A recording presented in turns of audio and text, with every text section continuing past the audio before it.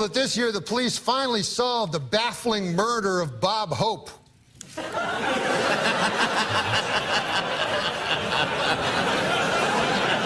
Nathaniel Riches on Instagram wants to know, who's your favorite comedian? My favorite comedian of all time is Bob Hope. I saw Bob Hope live and talked to him. Oh. At, when I was a child. And I watched him, you know, a giant, you know, he's such a big star, Bob Hope. So I was at the Canadian National Exhibition, you know, which holds 30,000 people or something like that. And Bob Hope is just astonishingly funny. Yeah. And you know, like you can't quote a Bob Hope joke. Yeah.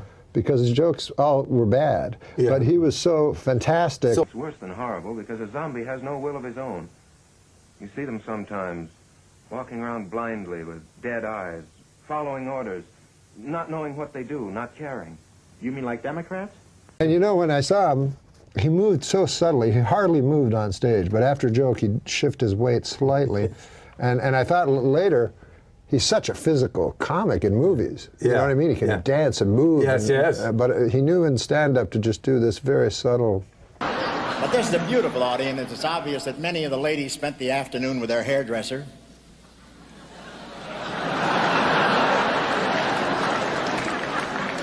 Some had their hair done, and I just...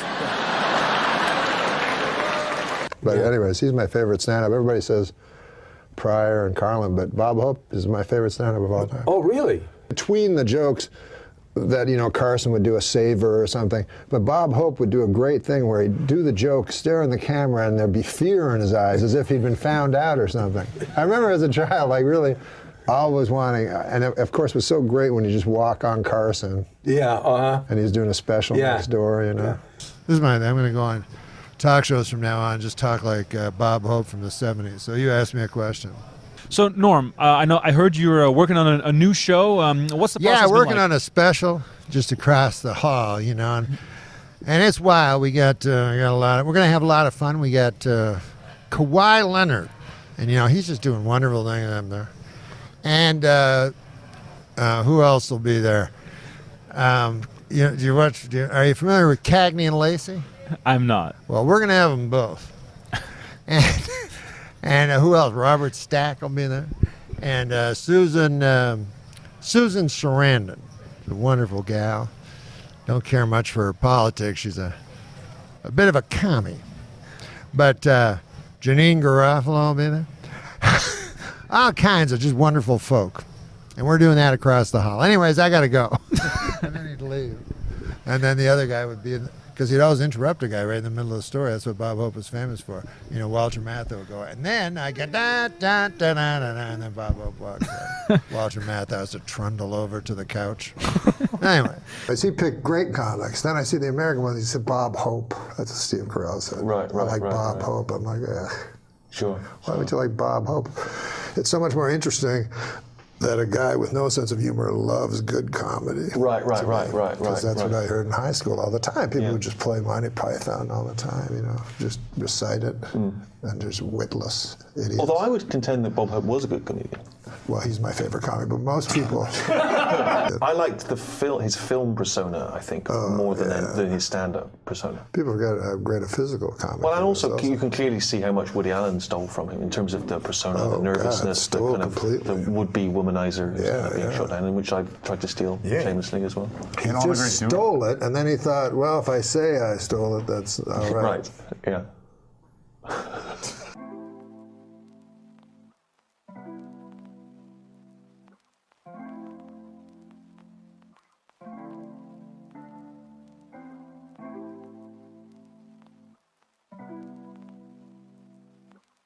I'm on Barbara Welch's was interviewing. He's not a guy that, you know, has his heart on his sleeve. You know what I mean? And she said, I read that when you were young, you were, you know, a two-story flat, and you know, you were 10 children, 3 of them died, and you had to go play the old hall, you know, just to survive. You know, and he said, isn't that wild? And then she said, you've been married 50 years. Like, how do you and Dolores keep the marriage going? He goes, I play golf. We have the dogs. But I like that he was only about comedy. For obvious reasons, we lost Norm Macdonald this week, which was just, I had no idea that he was even sick. And he's a guy that I knew a little bit. I was definitely friendly with him. If we saw each other, we said hello and we shot the shit, but it wasn't like someone that I talked to on the phone or anything. And I was such a huge fan of his, and I would just always end up running into him. And he just always had that smile on his face. Like, as you talk to him, he would have that smile. Just a really great, warm guy. And I remember, I was trying to think what Norm's story to tell you. This one isn't necessarily funny. It was just sort of random. I went out to go see Bill Cosby in concert right before all the bullshit happened, out in Pasadena. And he played this theater out there, which, interestingly enough, was where they had the 25th anniversary of Motown celebration, which is the first place Michael Jackson publicly did the moonwalk. I saw Bill Cosby at that theater. And I remember they had it all set up where, like, they almost built him like a little living room. He had like an Archie Bunker type chair, a little square rug, and then like a side table where he put his water. And he just came walking out, and there was the mic. There was no mic stand. It was just sitting on the chair. And he just came out. You know how he kind of walked a little bent over? Came walking out, waved to everybody, sat down, picked up the mic, and for like almost 2 hours, just, hour and a half, just killed. Just fucking killed. Had the crowd in the palm of his hand. Masterclass of stand-up, right? So I leave with my lovely wife, and I go out front, and who's standing there is Norm Macdonald. He was like, hey, Bill, hey, how you doing? And I talked. It was like, no, what's going on? I was so psyched that he knew my name and all of that stuff, and I think I had met him before. And then we just stood there talking about comedy and how amazing it was to see Bill Cosby and how good he still was. Like I said, this was before all the bullshit happened. And my admiration for the guys, it went even higher. That, I understood why I was there, but I thought Norm was so good that he didn't need to be there. And he was still there, still trying to learn and everything. And I was thinking, like, wow, this is why this guy is so fucking amazing. And, he's just was somebody that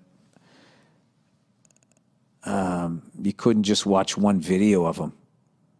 Like, I was saying to Verzi how, like, guys like Ric Flair, Norm Macdonald, there's a few people, if you click on their videos, it's like, say goodbye to the next 2 hours of your life, because everything that they did is so interesting and so different and so funny. And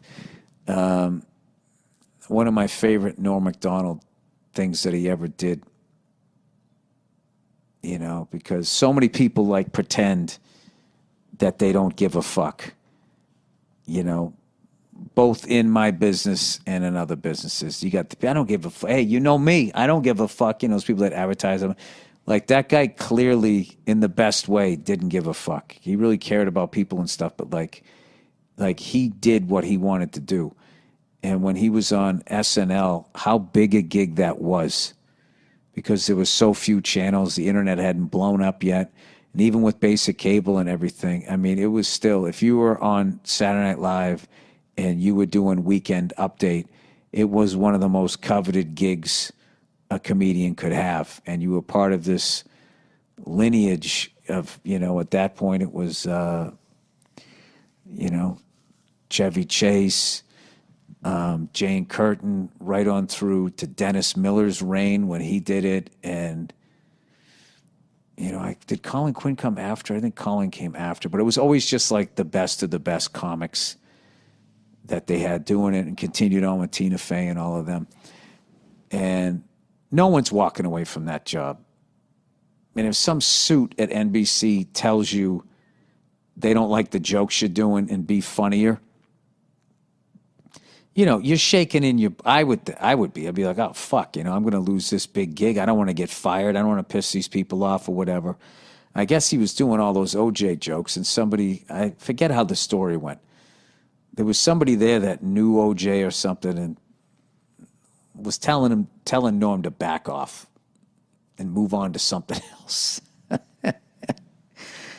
So what does Norm do? He just doubles down and he just does even more OJ jokes, which is like, you know, the balls that took to do that. And he ended up losing the gig. He got fired. And people loved him and he was fucking hilarious, but he didn't back down to the big fucking guy over there, and he ended up losing the gig. So, you know, as luck would have it, I think it was Dirty Work, came out like a year and a half later or so. So he has to promote it, and he's on the press thing. So Lauren has him back and has him host the show. And I remember he went out there, and his opening joke, he just comes out. And he was just like, something like this. Yeah, it's good to be back. You know, I actually got fired from this show about a year and a half ago because they said it wasn't funny. And now here I am. I'm hosting the show. So that means one of two things. Either I got a lot funnier or this show sucks. And then he had that big shit-eating grin on his face, and he started laughing. And then he proceeded to do a bunch of OJ jokes. Then it occurred to me, I haven't gotten funnier. The show has gotten really bad.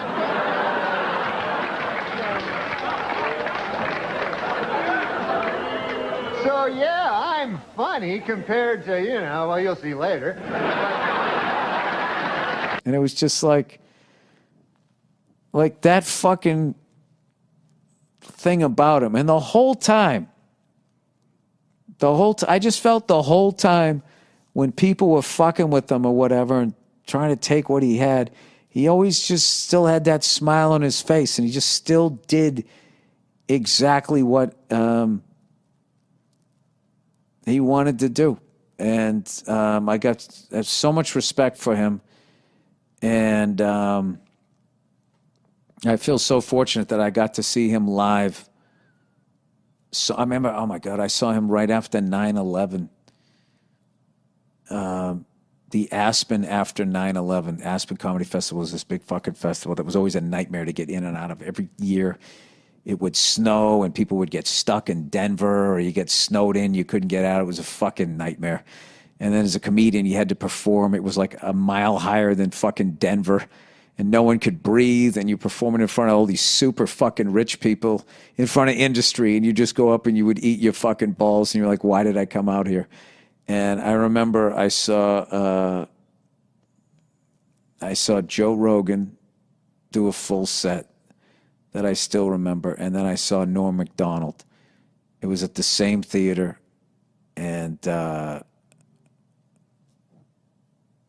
remember Norm came out, and he was doing bits on racial profiling and all of this stuff. I'm not going to butcher the guy's bits, but I remember just watching that full set, and I was like, this guy is one of the greatest comedians I've ever seen in my life. And I thought that every time I saw him. And I don't know. It was a pleasure to know the guy, even on a little level. Just a massive, massive, massive loss to not have him around. And especially now with all of this stupid fucking cancel culture horseshit that is going on, which has way, way, way overstepped its bounds.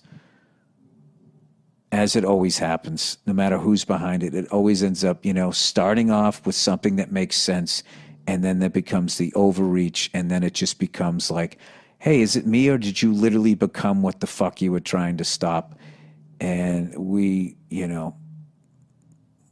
don't know, as a comedian, really needed a guy like Norm out there to be eviscerating it and making fun of it and still doing what the fuck you want to do. So if there's any other young comics out there, if you want to see how it's done, watch that guy, because he was the real deal. All right? So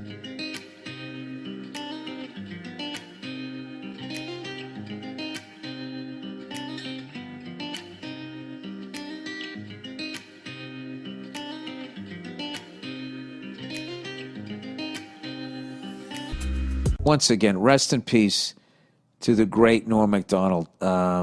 Just truly without a doubt, one of the greatest stand-up comedians I ever saw in my life. And just such a great guy. And it's just so sad that he won't be around anymore. But I actually got off the plane in a better mood from just watching literally the beauty of who he was and his work. When I got off the plane, I was actually like, I don't know, there's something about him. I just thought he understood life. Just a really warm guy. God damn it. It's always those guys that go. So there's your lesson. Don't be nice. You'll live forever. All right. On the subject of SNL, and it's sweet when you took over for Norm, Gilbert and I haven't said anything. Gilbert, I don't know. Have you spoken publicly since Norm passed about him, Gil? I don't know if we haven't said anything on this show, which we would like to do now. You both knew him well, but the bartender speech when you took over, and obviously it was a very awkward period for you. Oh God! To be stepping into that role, and also a friend's job. Yes, yeah. It was like we lived in the same building too. You know how you go to your favorite bar and your local bartender isn't there? You ask, where's Jeff? Jeff no longer works here, I'm Steve. And you're thinking, hey, who's this idiot? I like Jeff, but you still want your drink? And even though Steve doesn't mix your drink the same way you're used to, like Jeff, you still like the bar, you don't have to go to a different bar. And even Steve might feel kind of bad because Jeff trained him. Did he ever say anything to you about that? Did he ever give you a blessing? He was so but he was so classy in not saying anything. Yeah. You know what I mean? Yeah. So that's all. You have that great I'm Steve, what can I get you? Yeah. The bartender piece. Well, I'm Steve. What can I get you?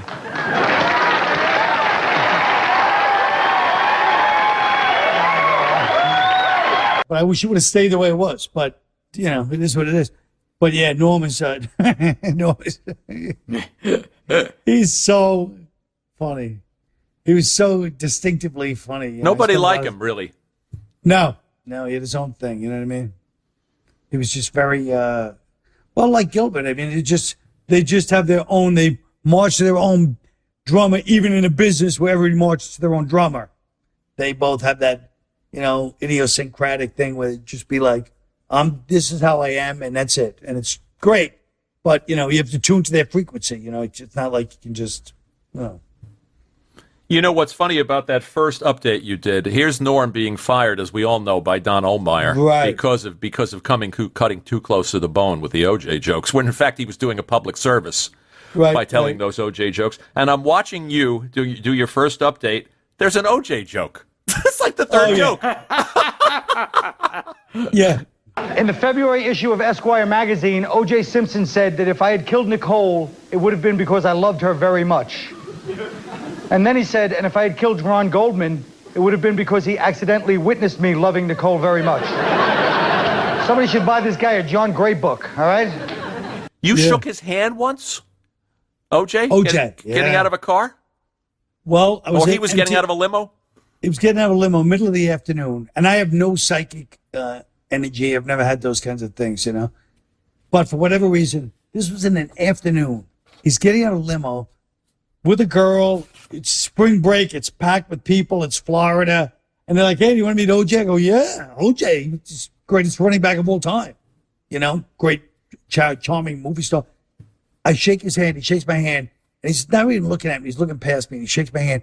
And I felt like a jolt of, like, evil. I swear to God. It's like the Dead Zone. That's what it was like. That's what it was like. And I was like, that was weird, OJ. I love OJ. Well, that was weird energy, you know. Wow. So you picked up on something. I feel like I did, you know.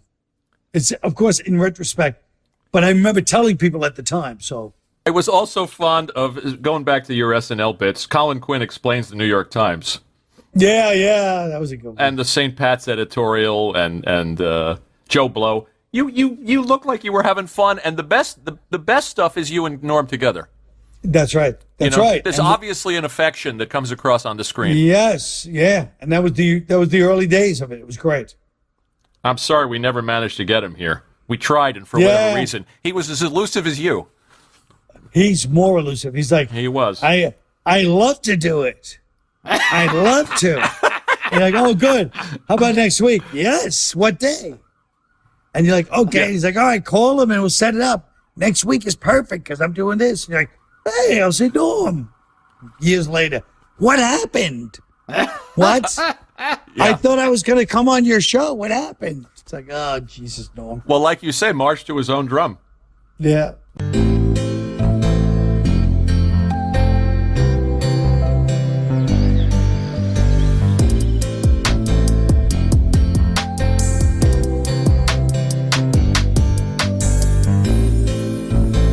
Oh, I remember meeting OJ at a party years ago, and it turns out he was a fan.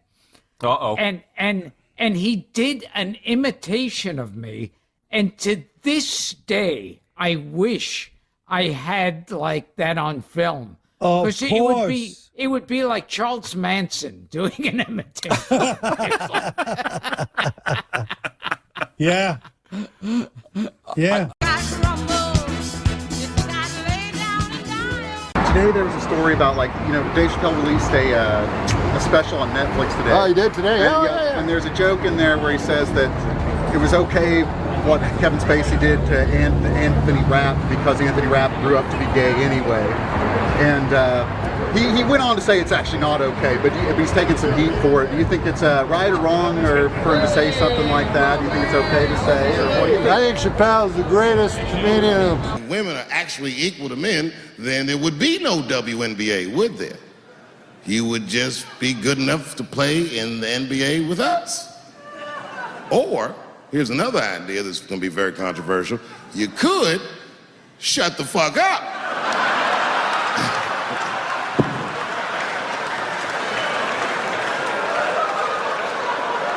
After closing out a successful first season, the WNBA is considering several changes to improve the level of play in the league next year. Among the proposals, extending the playoffs, increasing salaries, bringing back the three-point line, and replacing all the female players with guys.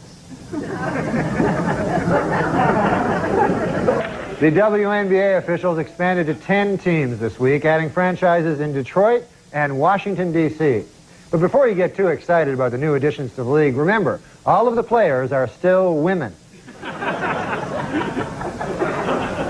They stink at basketball, that's the problem. Other than that, it'd be a good, good game, but they're all horrible, so it makes for a kind of a boring game. The next time I watch a WNBA game will be the first time I watch a WNBA game.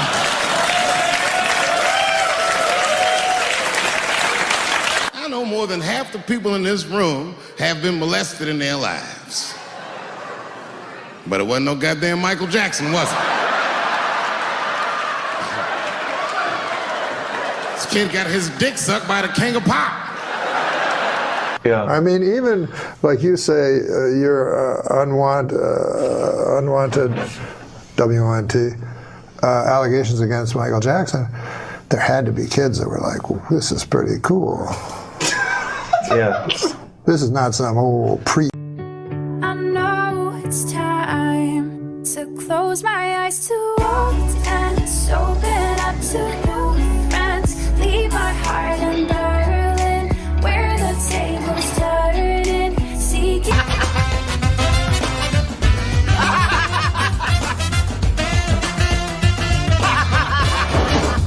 I did a stupid thing one time. Okay, he's ready to talk.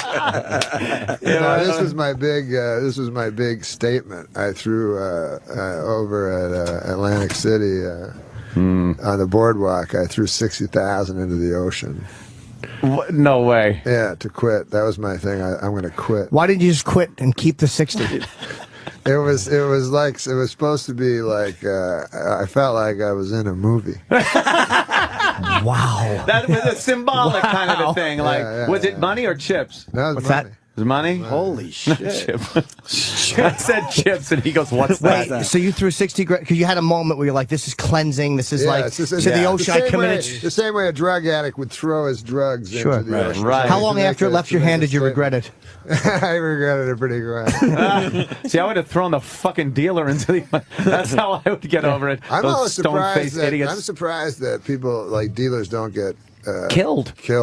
Hey, so look, I was at the fight. I was at the Pacquiao. Yeah. And I almost made a bet. Yeah. I almost made a bet that it would go the distance in Mosley's favor. Almost. Wow. But I was a little bit afraid. Tell everybody what your bet was, Norm. I bet Pacquiao to win. 25,000 to win 3,000. Wait a minute. How is that possible? You put down $25,000. Yeah. Maybe lose 25,000 to win 3. Yeah. But I won 3. What? Was it that it would a knockout, or what was the actual No, bet? it was just that he would win. But I got scared because like I was so happy when Mosley went down, and then all of a sudden he got up. And then I was scared because, one punch can end it at any moment, Yeah. And no, that's the most money I ever put on a fight. And also, I don't know nothing about boxing. What did you go by? The commercials or his karaoke singing or? How did you pick Pacquiao? Well, usually I kind of went against my instincts on this one because usually I pick the bigger, blacker guy. But in this instance, I met him, Pacquiao, and he seemed unbeatable. Yeah, he is. Pound for pound. Yeah. Unfortunately, the other guy weighed more pounds. Now, have you ever lost? Have you ever been devastated and lost like a big bet? I've lost everything I own 3 times. Tapped out? Yeah. That happened to me 3 times, but since I've gotten control of it since. But one time, man, actually, after you lose everything, sometimes you kind of feel good. It's odd. But you feel like clean. You go, hey, man, I feel all right, But my car's gone. My house is gone. You know what? I'm all right. I'm cleansed. I don't have my watch anymore. But one time I had nothing left. I went up to my room, and I was like, I walked by the Coca-Cola machine. I love Coca-Cola, Yeah. So I said, I'm going to have a frosty Coca-Cola, But I only had 65 cents to my name, right? And it costs $1. So I hatch this plan. I'll go down to the nickel slots, and I'll make myself $1. So I go down there with my 65 cents. I'm putting in nickels, and it took an hour and a half, and I get up to 95 cents 8 times. And I never broke $1. And then later I think they would have given me a free drink. Yeah, right. All you got to do is, cocktails. Yeah. That's, by the way, how you know you're not good in gambling. When you have a gambling problem is when the guys start giving you things. You know what I mean? Yeah. Because when you first go, you're like, hey, man, the pit boss just offered me some free meat. That's a nice fella, And then you realize he's only doing it because you're a sap. But man, I would go in, I'd bet so much money. At the end of the thing, the guy would be like, you want some meat? Anything to keep me in the casino. Hey, some beef. Hey, want to have sex with my wife? Anything. Someone told me something amazing about you, that the movie Rounders, which is about underground gambling, was based on your life. Oh, no. Is that true? That they followed you around? No one told I didn't you say that. I did. I got that information. I know that guy who wrote it likes Norm. Is that in my Wikipedia? Brian Koppelman likes you, the and writer that of he that. followed Norm around, and Norm would go play poker at a lot of these underground couples in the middle of the night. That's true. And it's actually a documentary on Norm's life. No, it's not. It is. But I would go to the same club where it was where they did Rounders, and this was before Rounders. Why would you play poker? When I was a kid, I played backgammon. I was good at backgammon. But why would you play poker at an underground club when you could go to, let's say, Vegas or Atlantic City and play poker? Why would you go underground? What is the appeal? Because I was only a little kid. I was just a kid. Oh, you were a kid. And one is, well, no, but one is 2 blocks away in Manhattan. Oh, I see. Me and Norm went to the second time I was on your show ever with Norm, we were in one of those clubs all night long. Right. And we came right from the club. Did you get your clock clean? Did you lose a lot of money? I lost all my money immediately, so I had to start shooting pool. There was this all gambling going on. So I shot 8-ball until like 6:30 in the morning with a guy, and I lost $800 doing that. Right. And then Norm, I lost about $2,000 at the tables. Norm played poker, and then Did Norm win? We just Hey, made one time a guy tried to hustle me at pool. Are you good at pool? Norm's good at pool. No, I mean, you're not very good. But we're just playing like bar pool, like we're drunk. We're all drunks. This was when I was young, you know. But you play for a lot of money. No. This is when I had no money. Yeah, okay. So I'm playing this fucking. Oh yeah, right. Yeah, you're okay. Well, I'm playing this fucking pool hall, and this big giant black guy. It doesn't matter what color he was. Yeah. All right, but it helps the story. Giant black like guy. Forrest Whitaker in The Color of Money. In The Color of Money. Yeah. So he comes. No, but he's dressed like he has all this stuff, and he has 2 girls with him. You know, and I'm all drunk. I'm like an idiot. You know, with my friends playing pool. So he goes, I'm next, you know, so he puts his like fucking 4 quarters down. Yeah. And so then he goes, here, let's play. So the guy, he has his own stick, you know. Oh, boy, you're in for trouble Yeah. then. So we're playing, and he's missing by only like a millimeter every time, you know. But I win, I beat him handily, but like he's the worst hustler ever, right? So we play for $1. So then he goes, now we're playing. He goes, now we're playing for $100.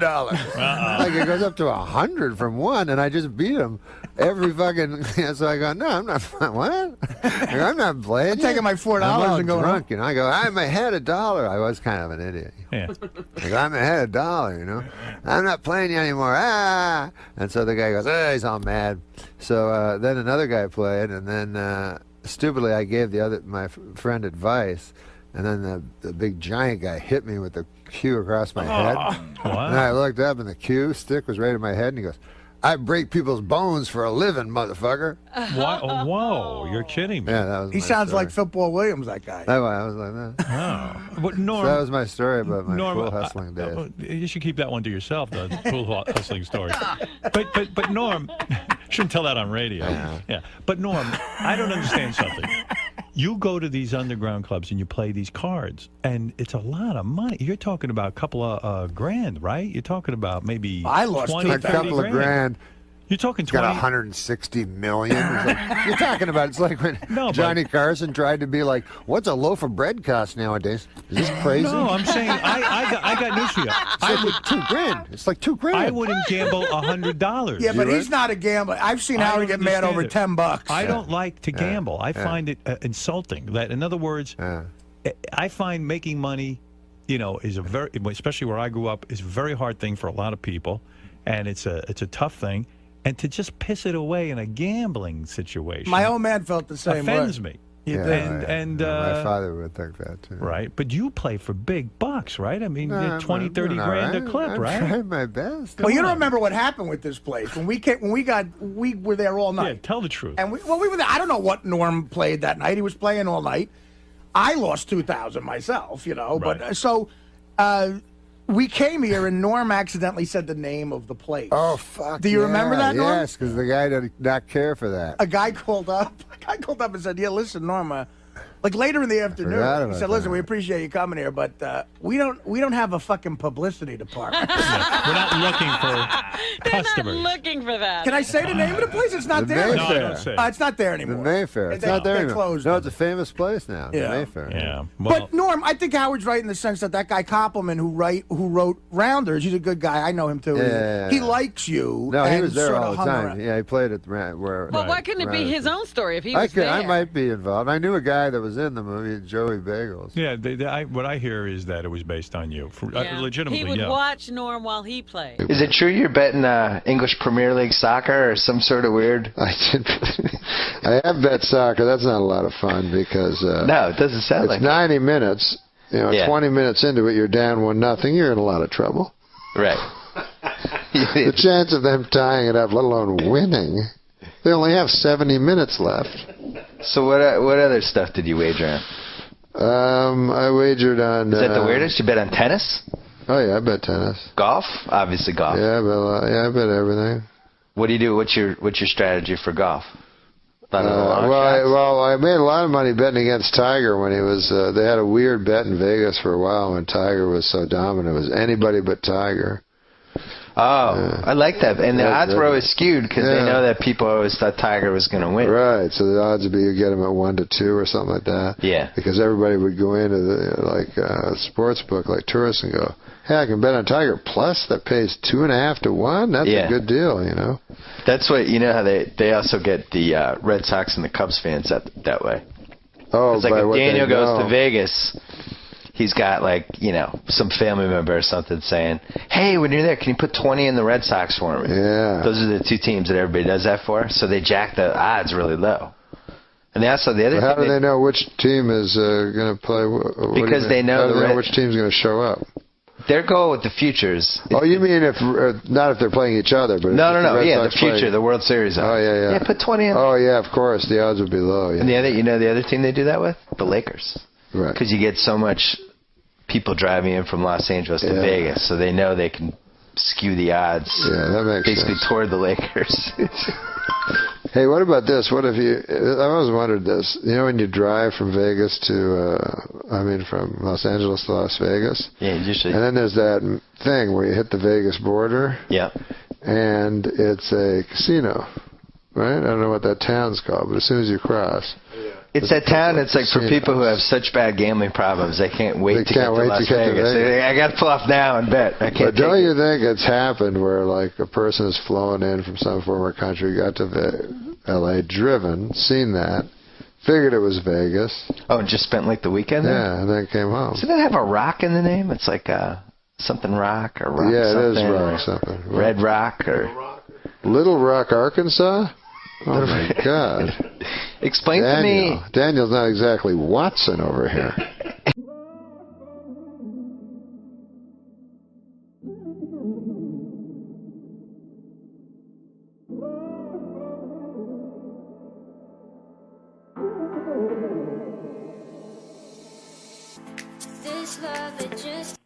What's the most you ever bet on a sporting event?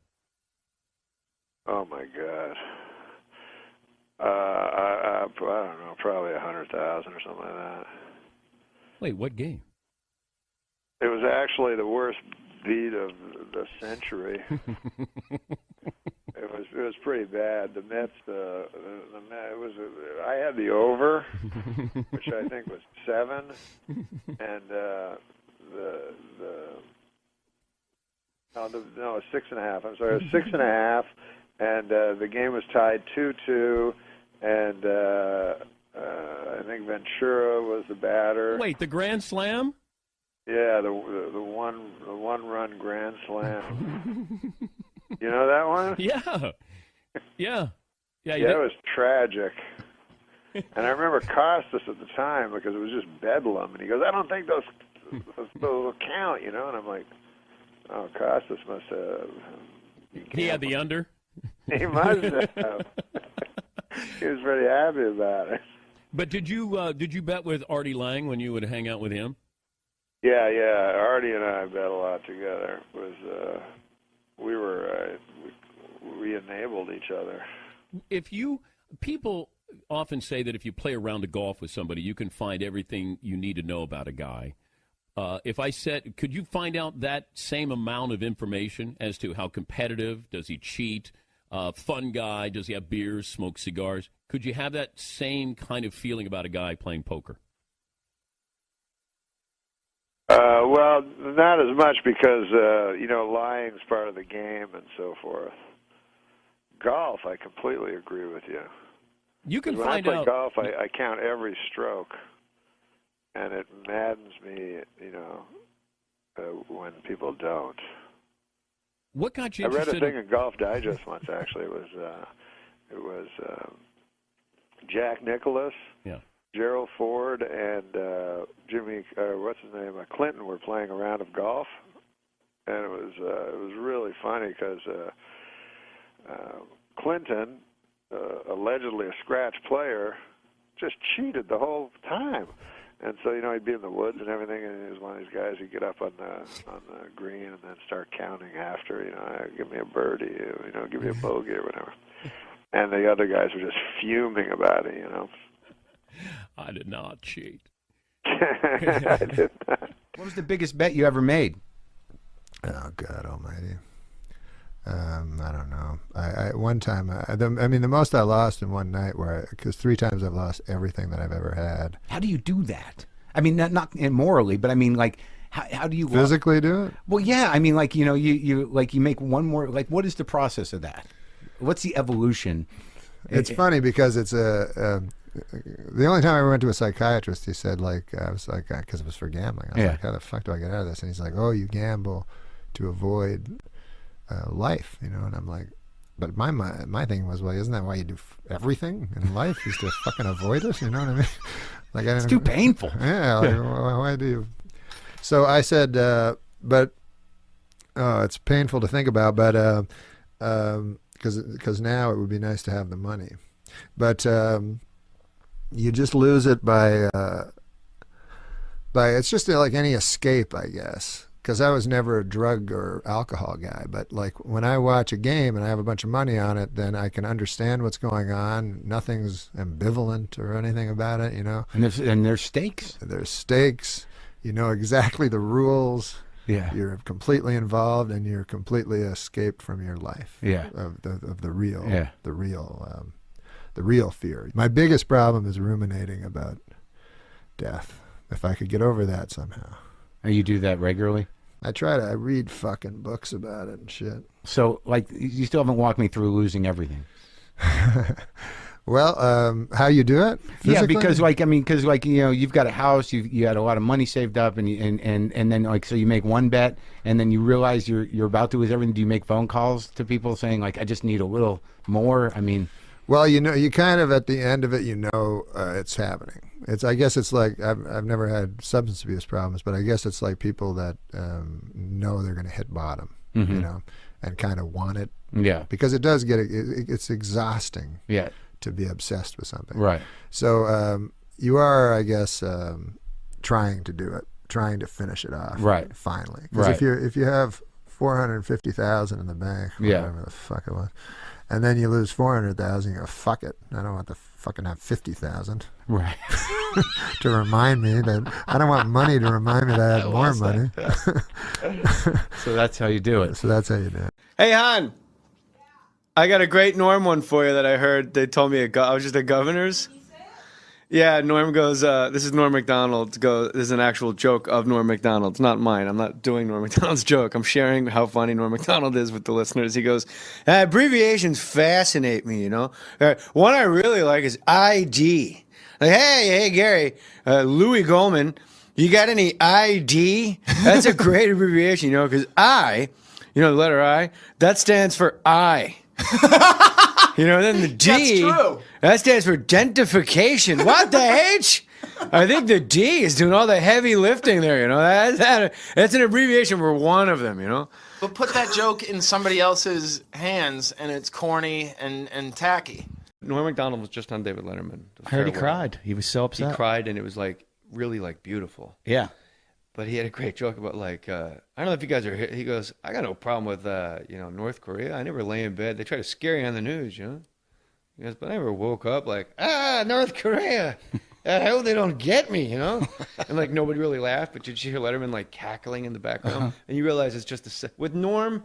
It's all you are being fucking played. When you think he's bombing, it's all a big setup in a year. He's gonna have the perfect special ever. You might as well sit with Norm and just keep a smile on your face because you don't know where you are in the joke. He goes, I'm not afraid of Iran, or Iraq or North Korea. I'll tell you a country I don't like. It's Germany. I don't know if you guys are history buffs, but at the beginning of our last century, Germany decided to have a war against the world. And what's weird is it was close. You think it'd be 5-minute war, but it was actually it was almost tied. And about 50 years go by, and Germany goes, hey, let's have another war against the world. And they almost won that one, too. Because you would think that everybody in the world would go, hey, Germany, we're not going to let you have a country anymore. Who are you, Mars? Just fucking. I just love. It was. You would think it'd be over in 5 minutes, but it was close. Did you hear him talking on the Russell Brand podcast with him and Russell Brand when he was talking about how he was at the party or when he played the White House Correspondents' Dinner? Yeah. And Larry Flint said, "I'll take care of you." Right? I'll take care of you. He goes, when a guy says, "I'll take care of you," you know, you think you're going to get, like, if he owns a grocery store, you think you're going to get some vegetables. But Larry Flint, you know, you think you're going to get some crazy kooky girl and you're going to get to have sex with her. And then Larry Flint's going to come in his wheelchair just whacking off. But he does like an impression of the guy jacking off. Larry Flint fucking. That was an amazing experience watching Russell Brand and Norm Macdonald, because in my opinion, I think you and I are kind of together on this, two of the most beautiful human beings, comedically, aesthetically, just to look at. Like, you just look at Norm, you kind of can't stop looking at him. Like, people go like, "Hey, Norm," but like, nah, if you look at Norm Macdonald, if I just showed you a photo of Norm Macdonald, you know who he was, and I'm like, "Oh, you don't remember this guy from the Cary Grant movies?" You wouldn't go like, "No, what?" Like, he's gorgeous. And like Russell Brand, people like write him off. Norm on his video cast, he's got this running thing where he'll like explain like a serial killer, and he just draws everybody in. And it's not until you see like 2 years. It's like a joke for him and Adam Egget. Mm-hmm. And it's like, "Hey, this guy, I've been in Ontario. I'm an old chunk of coal, Anthony, but there was a man murdered his entire family. When the police got to him, his wife's innards were soup, like a stew. He was eating his bride, you know. And he winds up killing a few policemen and takes a few children. And there's a crawl space. I know what this crawl space is. That's where I mean, this guy sounds like a real jerk." That's the whole punchline. Yeah. But it goes on for like 8 minutes just so he can go, "I mean, this guy sounds like a real jerk." But we all had to pitch to Lorne, and then I realized early that I would pitch all like my real ideas and like I wanted to impress everybody, and I would give like, "And then this happens, and then this is the joke, and then this is, and the big twist is this." At the end. So then when it got to the table for table read in front of like 40 people, no one laughed because I did the sketch in the room. And then I realized like a couple months in, there was the art of the fake pitch. And like Kevin Nealon and Norm Macdonald, it was like a contest every week to see who could come up with the fucking weirdest fake pitch that the host believed was actually happening.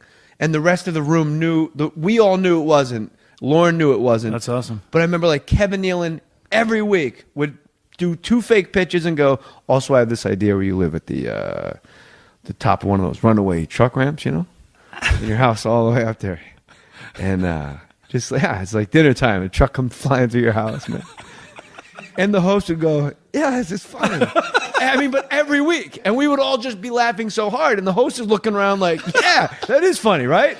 But we're laughing because the host is a fucking moron. And then Norm, I remember, it was Bob Newhart goes, "I got this idea. People always confuse literally and figuratively." A guy will go, "Hey, how was that movie you just saw?" You know? And I go, "Oh, my God. It was so funny. I literally laughed my head off." But hey, he didn't, you know, because he's got a head still. And Bob Newhart just stared at Norm like, "That's the stupidest shit I ever heard." And then Norm, like a dog with a chew toy, was like, "I'm not leaving this room until," like, they fucking locked the doors like a prison movie. He's going to break him? Like, yeah. And he goes, or you go, "Hey, how's your wife?" "Well, she literally died when she got your message. She literally dropped dead. Right there on the floor, she's died. She literally died." And now he's moving like closer. Did Newhart break at a certain point? Yeah, eventually he just fucking. And then that week, Norm did a sketch where he was Charles Kuralt, and he was the only. It was just Charles Kuralt alone talking to camera, and we're all like in full Charles Kuralt makeup, unrecognizable, and you're like, how the fuck do you, like, his fake sketches were better than anything I ever actually got on air. He's amazing, isn't he? He's an amazing guy. He is amazing. He's a super funny comedy, guy. I heard for like 2 years, I'd go to a comedy club and they'd go, "Yeah, Norm was here last week. It was pretty fucking weird, dude." And I'm like, "What?" And my wife and I would like go like, "What's going on with like? I hope he's okay, you know." And then you see his Comedy Central special, perfect. Right. So the joke's on everybody across the country. Like, yeah, he was really weird. He's got these other guys following him. Like weird. Every town had a different. Like, I think he was super high. And another town's like, he really gambled. And another town, he came in with 19 men. Like weird, like that strange. Like he made us bathe. Like he had to be bathed, or he wanted something for his feet. And then just you see his Comedy Central special, perfect. My father died. My grandfather died. My great-grandfather died. To the best of my knowledge, he's dead, I come from a long line of death. And you're just like, this is perfect comedy. So, however it works for you, I guess. Yeah. The best sketch that never got on the air in my entire time at Saturday Night Live, which is only 40 episodes, was Norm Macdonald's game show, Name 2. Hey, Jimmy. Steve Allen is in the Guinness Book of World Records for writing over 4,000 songs for that new car. Name 2. Name 2 of who? Steve Allen is in the Guinness Book. Now, Kate Bush is in the Rock and Roll Hall of Fame ballot, for being a Rock and Roll Hall of Fame worthy lady. She's written over 600 songs. Name 2. Ding, ding, ding, ding, ding. Name 2. What a great fucking sketch. That's a great sketch. Why didn't it get on? I'll read your book. Who knows? I don't know why. I'll read your book. I was driving from Quebec City back to Montreal, because when you do that festival, the Montreal Festival, I would get too drunk, and I'm like, I need to get out of here. I don't want to be I just don't want to be the drunk comedian anymore. So I was like, I'm going to go to Quebec City during the day and have a day. And I was driving back to Montreal to do shows that night, and I was listening to Norm's album just called Me Doing Stand-Up, and I fucking had to pull over so I didn't crash my car. No room for improvement. No, I almost crashed my car. I was laughing so hard. It's 16 ounces of water in like a 10-ounce glass, Yeah. and it never just like. I was like, my this grandfather died, my great-grandfather died. Yeah. My father, he goes on. I come from a long line of death. Yeah, no, it was And, like, that the part. cancer, it's a He's draw. like, everybody's afraid of a terrorist. Yeah, it's your heart is what's going to attack and kill you. Like, your heart. And the funniest joke is when he goes, the only way to stop your heart from attacking you is to attack your heart with a defibrillator. We're not doing this justice at all. And No. it's funny because like people that don't just get it, you're not going to convince them. No. By sharing it. You just got to listen to that album. So funny. What was it like? Hey, he lost his long battle with. Finally lost Courageous. courageous battle with cancer. Yeah. All right, but if he dies, the cancer dies. That's a draw. Yeah, it's such a good. So, like alcoholism's not a disease. Like my uncle's got bowel cancer. I have Yeah. searing pain. What are your symptoms? You're real happy. Sometimes I eat somebody else's disease and we fuck. You heard he had a great Norm story about taunting Chris. What's his name? I forgot his name. Man, I'm old. Where you can't think of names. The guy, you have rage, because you're gay. Chris Titus? No, on Saturday Night Live. I don't. Chris Kattan? Yeah. Okay. And he's listened to his great story of doing Norm taunting Chris Kattan. Right. So your story is about another guy that has a story about a guy who has a story. That's what you're going out on. That's your closer I know. here. I've been quoting. Hey, Jim told a story about Norm, who had a story about Chris Kattan. You should ask him about it. That's your fucking big. That's your story. Wow. Yeah, I don't have big endings, but yeah. He again. You know what I get mad when the people are great. Instead of going, Rob Bartlett's a great guy. Wonderful man. Wonderful. One of Artie the nicest Lang. guys. One of the hardest working. Rob Bartlett is in like the choir in a Broadway He got show. me on Imus without and then asking. he does Don Imus. Then he tried to get me on Opie and Anthony without me asking. Artie Lang, what a sweet guy. Artie, a legendary episode of this podcast was in my hotel room in New York with Artie. Oh, I listened. They to brought it, up yes. pots of coffee, and you could tell who the two addicts in the room were. My wife's just sitting there relaxing and smoking. Artie and I are having like a coffee contest. It wasn't until like 6 cups in where we realized, why don't we just slow it down and actually just relax? Yeah. Oh, he had a great Norm story. When he's, he had a great story. He was opening for Norm in San Francisco, and Norm goes, hey, we're in San Francisco, so don't do any of that fag shit, And he's like, what? And he goes, San Francisco. There's a lot of gay guys here. They live here in San Francisco. So just when you go up there, don't do any of that fag shit. And Artie's like, all right. Like I didn't plan on it. And then Artie does 20 minutes. Norm goes up and goes, hey, what's with this AIDS? You know, they say it's like the worst disease in the world, you know? But I saw on the news today, AIDS does not discriminate. And that's nice. Oh, no. So I don't know why is it so bad. Hey, don't do any of that fag shit. So maybe if Norm was on the set of Suddenly Susan, he could be like, you're a homophobe. You're not holding Maddie's hand. You're just on the wrong shows with the wrong he people. would taunt me, go, yeah, look at Stoller. I can't believe you were bullied by Norm Macdonald. Why don't you believe that? Because Norm is just like the unicorn. Like nobody really has conversations with Norm, let alone. He would kind of, I'm going to kick your ass, Fred. No, not threaten to beat me Me and up. Billy Joe Shaver. not threaten to beat me up, but just kind of like, teasing you a lot. I know you're at the end, but him and Cato were friends, and they would just be Him and who? assholes. Cato Kalin, the biggest piece of shit. So You Cato didn't watch the Kalin? whole Artie thing. We talked about it. No, I yeah. didn't. I fell asleep. It was on late. That's not because you were boring. I mean, him and Norm were best friends. He was Norm's lifeline. hey, or something. Cato Kalin. They were friends. So and they would Cato play Kalin tennis. would heckle you too? Well, we one time Cato and Norm played tennis, and I got a flat tire, and they were driving, laughing at me because I was on the side of the road. And Cato would kiss up to Norm, but they didn't stop to help you with your. No, flat tire. they stuck their heads out the window, were laughing as they drove by. What jerks! Yeah, You on Norm's podcast? Well, I did. Oh, you did already? Yeah. Oh. And well, you don't need my help at all, do you? No. Yeah, and was it fun? Did you it bring was. up the fact that he bullied you? Or were you afraid because he was a bully? I was a little afraid that I'd get busted, and you know about the book. But he goes, I don't care. Norm didn't care. You know. Yeah, I go. I said, Norm, I have to be honest. You're in the book, and I said something. He goes, I don't care. Last time I got heckled bad was at Motor City Casino in Detroit. And I was doing Norm Macdonald. But the thing about the Norm Macdonald impression is you're at the Motor City Casino in Detroit. Hey, man, I'm down. I love the D. Yeah. But I'm doing Norm. But the thing about a Norm impression is you have to ramble and circle it back around. Like it's got to get a little uncomfortable. Right. And I was doing Demi Moore. Oh, my God. Demi Moore went to the hospital for that exhaustion there, you know.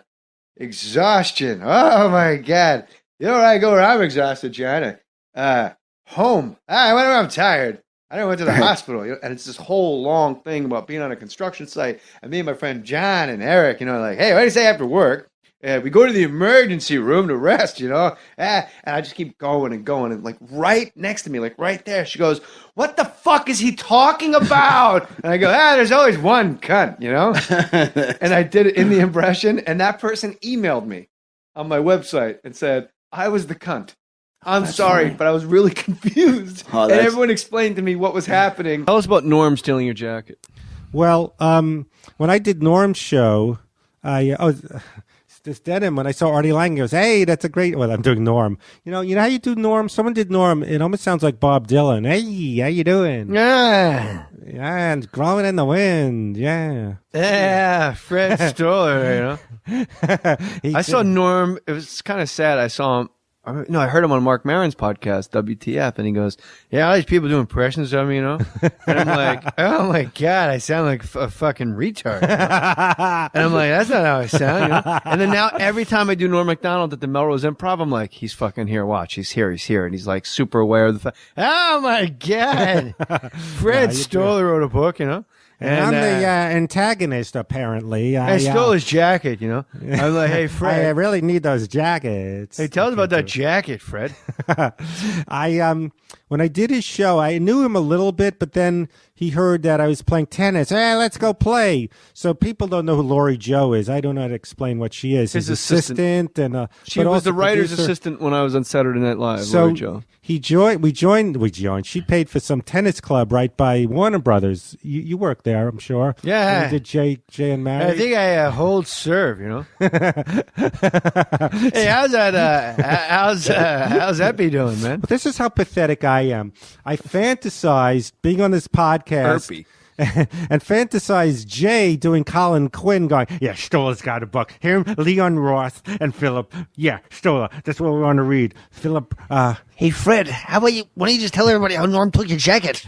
Just real literature. Or You just stole keep it. going around in circles instead of telling everybody. Jay's like, tell us about how Norm stole your jacket. And it's like 10 minutes later, you're like, yeah, tennis club. What, Okay, yeah, I what don't is he need to talking tell. about? I don't need to tell a whole Like tennis Yakim story. Noah is in the corner going, even I don't like tennis as much. Jesus, Fred.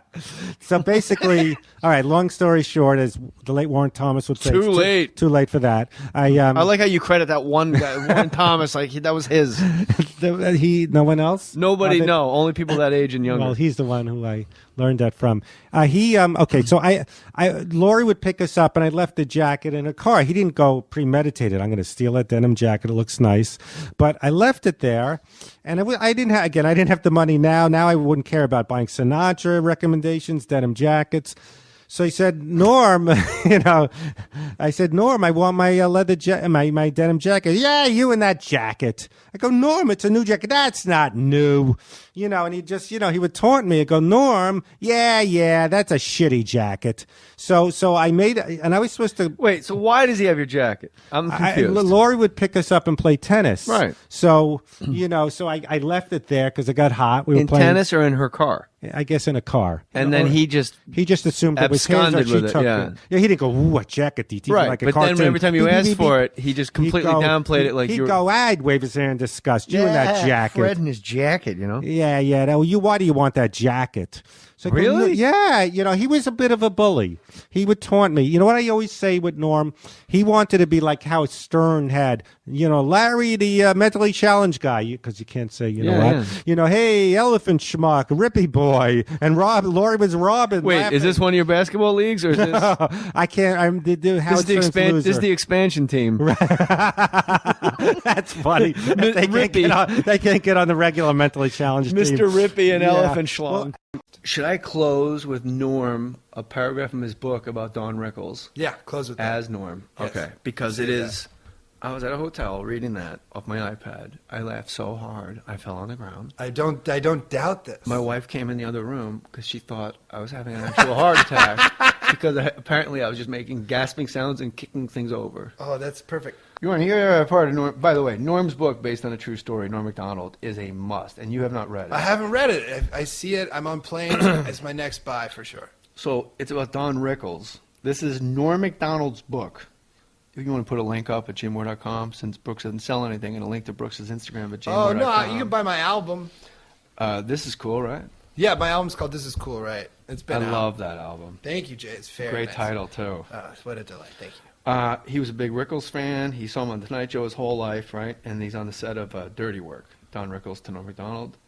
So I approached him the first day in the makeup trailer, and I introduced myself. I said, I just want to tell you, Mr. Rickles, I feel so honored that you'd agree to be in the film, and I thank you from the bottom of my heart. He shook my hand. That's very nice, Norm. By the way, I spoke to the home. Your room will be ready Tuesday. The trailer erupted in laughter, and I felt rage deep in my soul. I saw myself in the mirror, and I saw that my face was beet red. I wasn't on any waiting list for any type of home, as Mr. Rickles was clearly suggesting, I wasn't impressed, but I swallowed my anger. And I was determined to find the real man through my own kindness and love. Mr. Rickles, I'd be honored if I could take you out to one of Toronto's finest restaurants and buy you dinner tonight. I have a better idea, Norm. Why don't you go to a shed in the desert with a rake and go brap?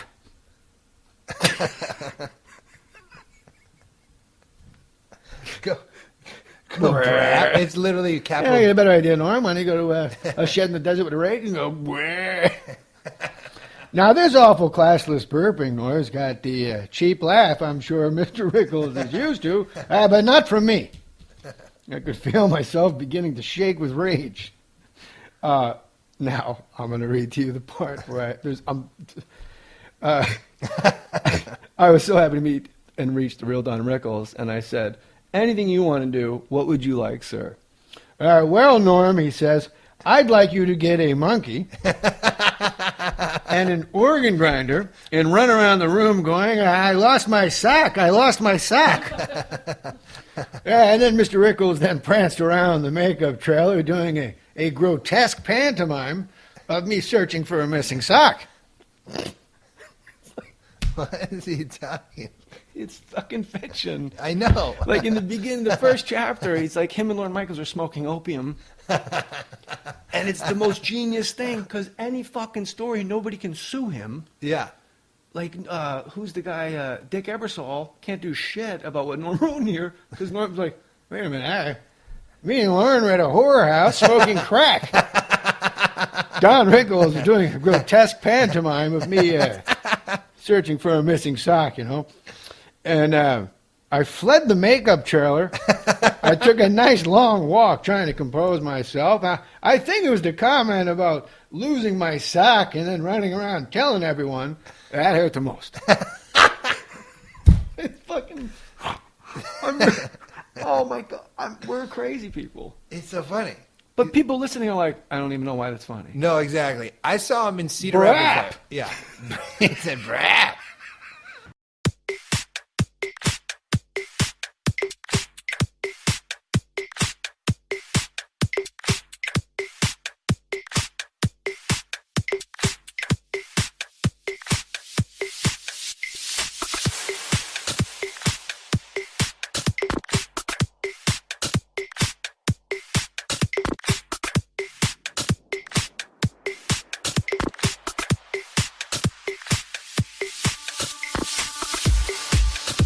And lastly, Weekend Update has been part of SNL for 46 seasons.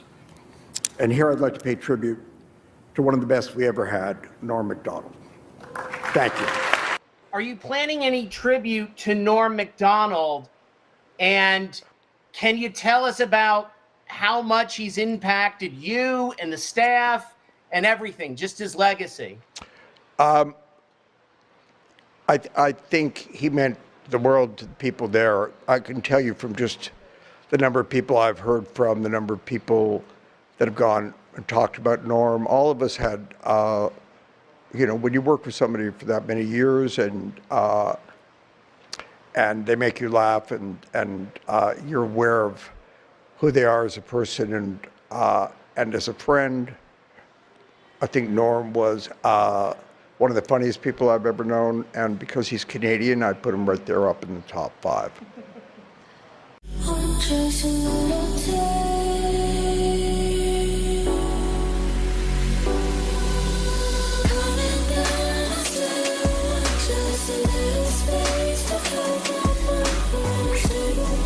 Say this is an award for late night comedy. No one was funnier in the last 20 years than Norm Macdonald on late night comedy. So if you have any time in the next week, do what I did and just spend time YouTubing clips of Norm and Conan, because it just doesn't get better than that. Thanks so much. I'm impressed with clean comics. Me too. Way more impressed than anyone that's superior as a dirty. It seems like a crush a lot of times. I like dirty ones too. I like It's a real meeting of the mind. I swam not naked, but in underpants with Roseanne in Hawaii. We got shit-faced at the best bar That's great. in Honolulu, Was she fat Arnold's then? Tiki Bar. She's never been that Asked fat. for Dawn as the bartender at Arnold's Tiki Bar. Me and Roseanne got fucked up. We walked to the beach. Right. We just shredded down to our underwear. Did you make a move?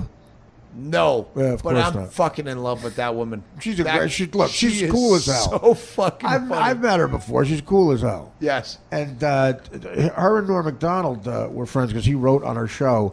And Norm was like, Norm goes, what are you going to? She's like, And after 10 minutes, I was listening to them talk. And after like about 10 minutes, it became this noise. Just a solid bar. I can hear it. But Roseanne is so funny. She's like naturally funny. You said you'd rather play Frogger than have sex. Oh yeah, well you have to know Frogger, you know, it's a game. It's an arcade game where our little frog has to go across the river. Yeah. And they have like little logs that he has to, and sometimes the log's a crocodile and tries to eat him. You're like totally into that? Yeah, I like a lot of things better than sex. I don't care for sex that much. See, that's the thing with me too, because I'm totally bored. I don't have any. What's the matter? Yeah. it hasn't like gotten better over the centuries, you know? It's always the same thing. It's very, like, I had sex when I was a young man, and then I had it for a while, and then I realized it's kind of always the same thing, you know? There's only a few things you can do. You can go like this and then over, you know what I mean? You go, I'll do this for a while, and then... Do you think that we're being drugged by the government to lose interest in sex? Oh, no, I just think it's a thing that... like, you know, when people go, hey, you know, that guy's he's good in bed, you know? And to me, like, how hard is it? You know?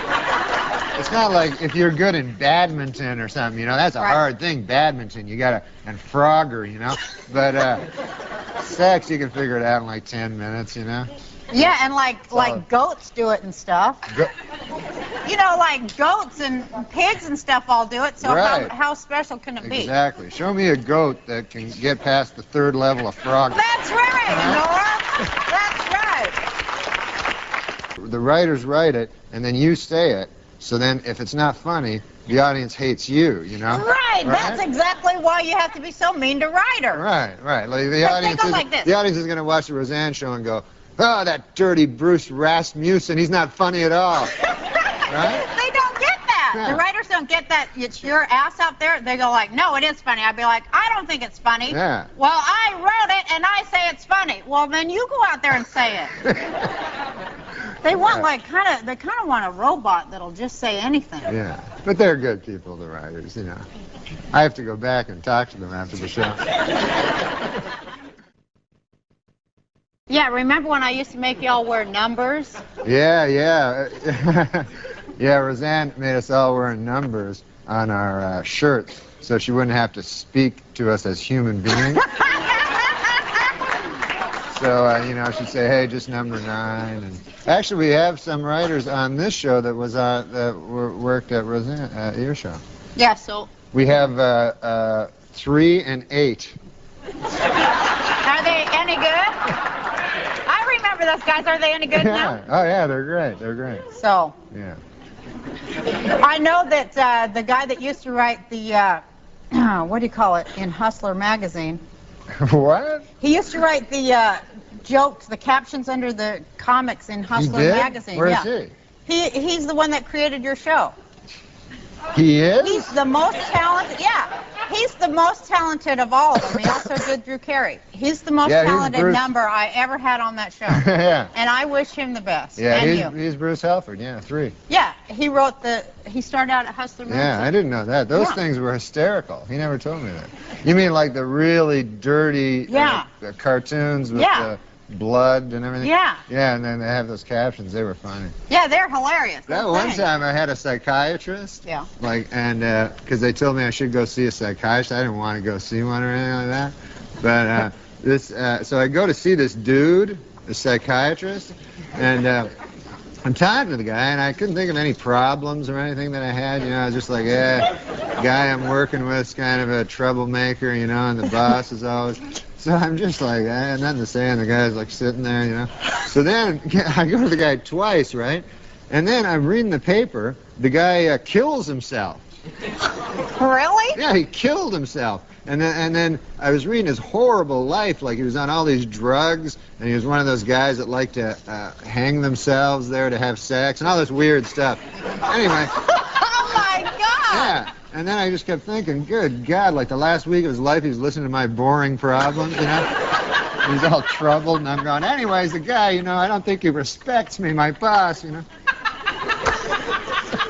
That's kind of, did like that, how deeply did that frighten you?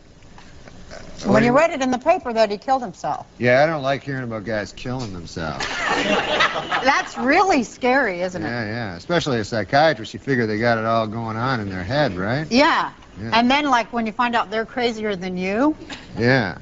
I don't like that. Because I don't like those psychiatrists, too. I'm always afraid, like, that, you know, they get you under their spell there. Yeah, and then, they do. And then you don't have anybody else. You only trust the guy. Yeah. And then, of course, first thing he does has sex with you. That's right. Yeah, the first, it's like a cult. It's a horrifying cult, I think. Same with hypnotists. Like I always think if a hypnotist is going to hypnotize you, Yeah. he should say right before, I promise I will not have sex with you, you know, while you're Right. under, because, you know, I don't want to give up smoking, but at the same time. I brought some pizza. Oh, boy. Oh, I love this pizza. Yeah, it's pizza. Dairy pizza. Oh, my God, look at It's kosher pizza, It's so good, too. because you're Jewish. That's right. I just want to be able to eat pepperoni that's made out of veal or something. I no. love that. You'll go to hell. What, if I eat pepperoni with pork? Yeah, because you're Jewish. Will that make me go to hell? Yeah, isn't that the whole idea? Go to hell? No, I'm Christian. I can eat any kind of pizza and not go to hell.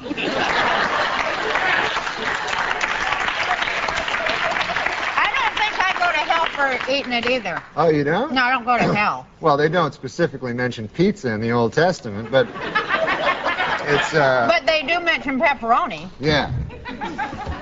This pizza But here. it doesn't say you'll go to hell. It just says, you know, you never know where, you know.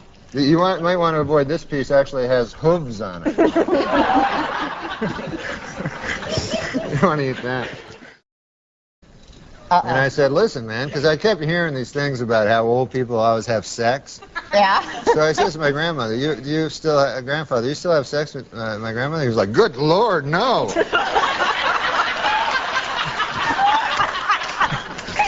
And then he was explaining it to me. He was like, because in his own head, he thinks he's like a young dude. Yeah. You know? And so he says, like, when you get old, it's not like all of a sudden your taste change where you go, hey, that wrinkly old lady looks good. He told you that? Yeah. Wow. He said that people still look good when they're in their 20s to like real old guys? Yeah.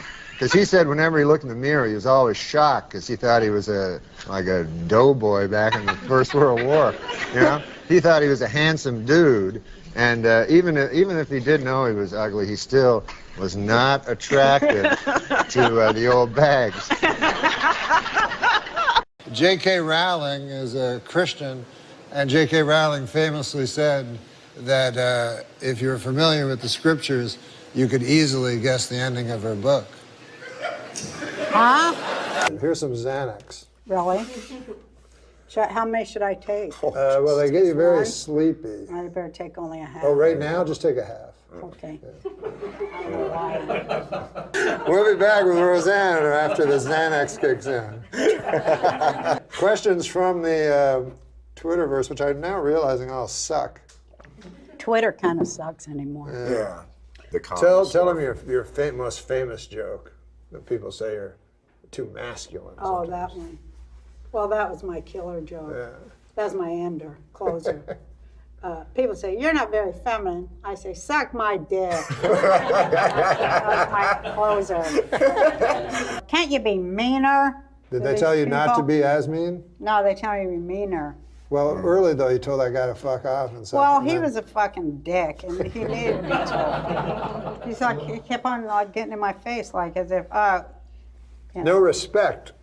No, but I'm so used to that working around Hollywood people. But this one was like, you're not gonna come on my show and pull that shit. Yeah. Motherfucker. So anyway. Hey, you want to do some jokes, On the Roseanne? baseball. I have jokes. Okay. Well, I think we have to take a No, we're not going to take a before- break. Oh, okay. Fuck the break. No, we're going to just do jokes. Sounds good.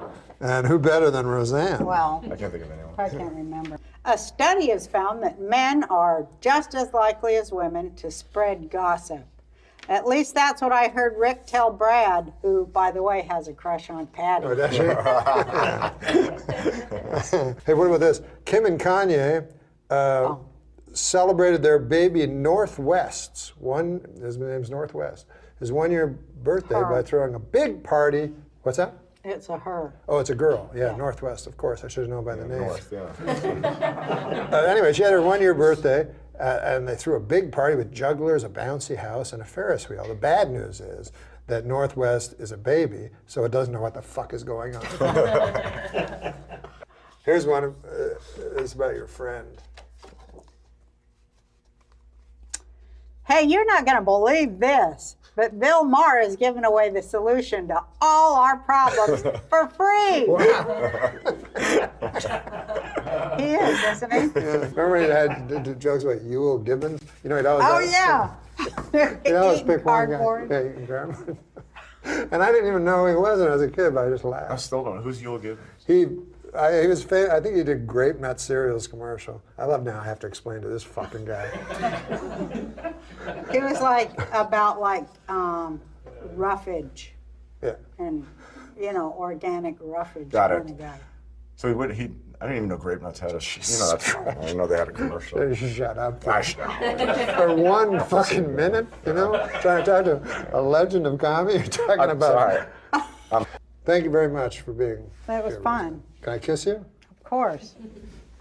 Oh, Oh. sweet. Oh. Sweet. I'm glad I had a cert. Everybody asked me on this show, when are you going to get a woman? I said, I'm not going to get a woman before I get Roseanne. I'll fucking tell you that.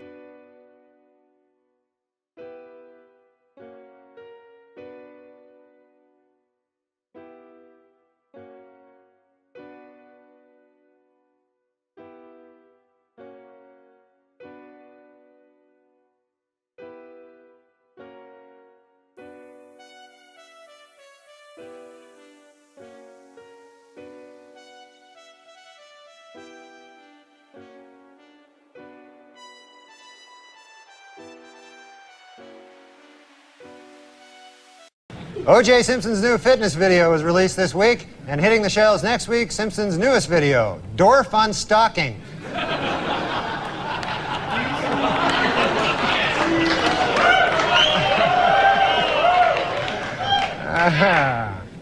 The crowd is torn.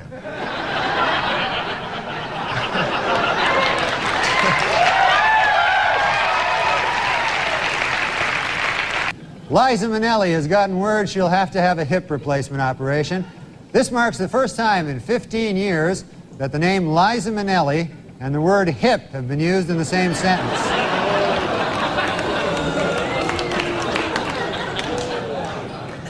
Well, let's get to O.J. O.J. Simpson's lawyers say they don't want the families of Nicole Brown and Ronald Goldman in the courtroom during the trial.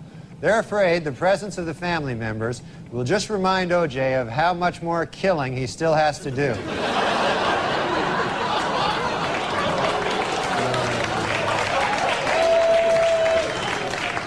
And finally, the Oscar nominations were announced this week, and Tom Hanks and Jodie Foster are in a heated competition in the Academy's controversial new category, Best Retard.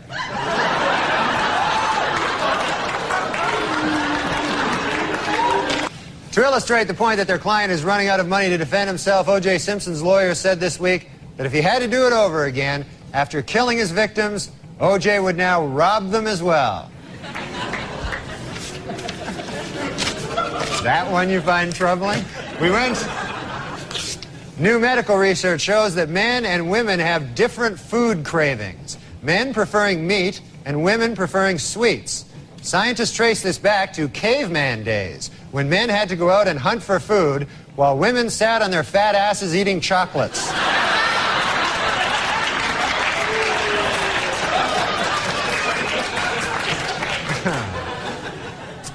This was Colin Ferguson's first week in prison. Ferguson has reportedly dismissed his cellmate, and from now on he will be acting as his own bitch.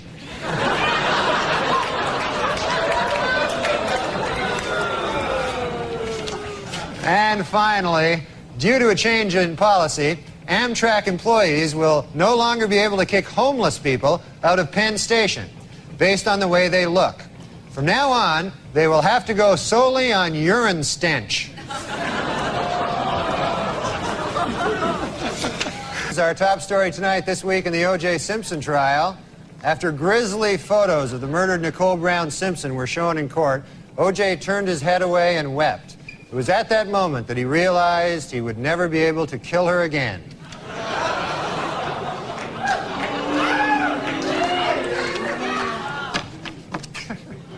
Actor Charlie Sheen is reportedly engaged to model Donna Peel. Friends of Sheen say they knew Sheen was serious when he took Donna home to meet the hookers.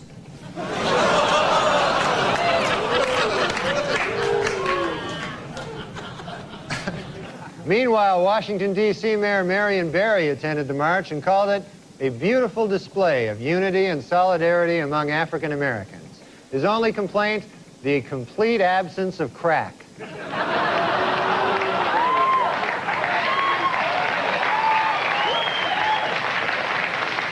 In publishing news, Magic Johnson has received a $5 million advance from Random House for his new book entitled What You Can Do to Avoid AIDS. Chapter 1, Don't Have Sex with Me.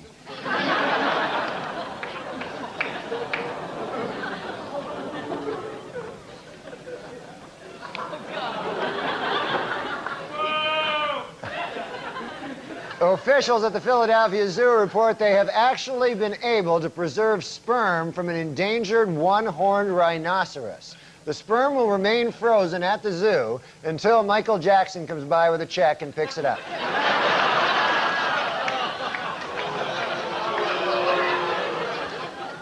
47-year-old Adrienne Brown, wife of soul legend James Brown, died suddenly last week. Most shocking of all, she was not killed by James Brown.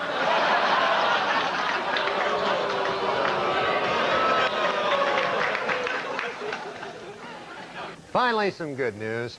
According to her doctor, legendary actress Katharine Hepburn is recovering nicely from her recent illness, and they have even upgraded her condition to decrepit. So that's a nice... That's nice. Well, you don't like her? You don't like Katharine Hepburn, for God's sake? As Baltimore and Cleveland met this week in divisional playoff action, the big story in baseball continues to be Orioles second baseman Roberto Alomar. Under a dark cloud. Yes, none of us like him. Well, according to a new Entertainment Weekly poll, 72% of their readers say they would not be offended if a TV show lead character were gay. Though that figure shrinks to 1% when these same readers are reminded that being gay can involve anal sex.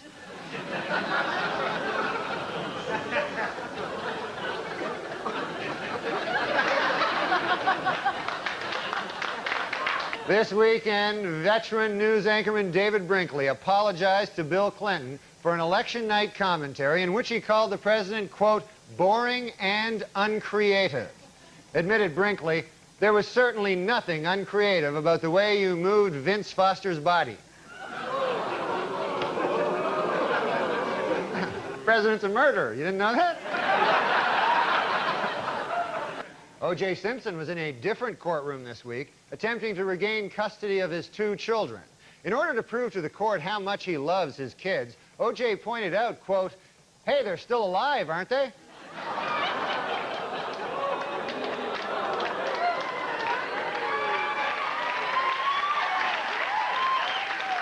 According to O.J. Simpson's niece, Terry Baker, when O.J.'s mother, Eunice Simpson, first heard about the slaying of Nicole Brown, she exclaimed, he did it. Reached for comment, O.J. said, my mom was just guessing. I hadn't even told her yet.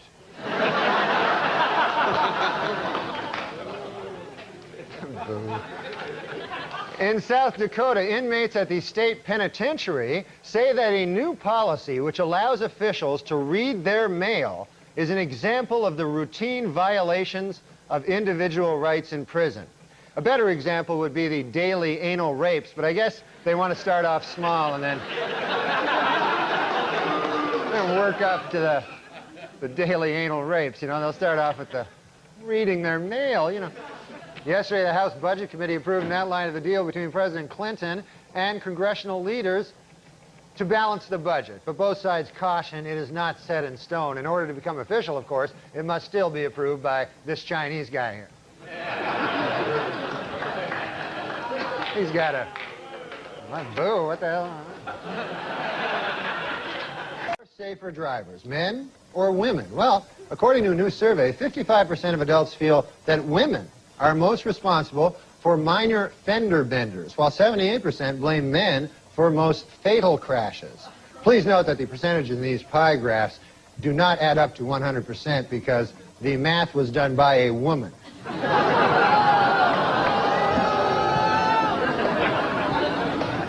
For those of you hissing at that joke, it should be noted that that joke was written by a woman. So now you don't know what the hell to do. No, I'm just kidding. We don't hire women. That Madonna's baby thing. Oh yeah. Funny. Oh, you know, good. it's I really have to give it to that guy that's the father. You know, Carlos.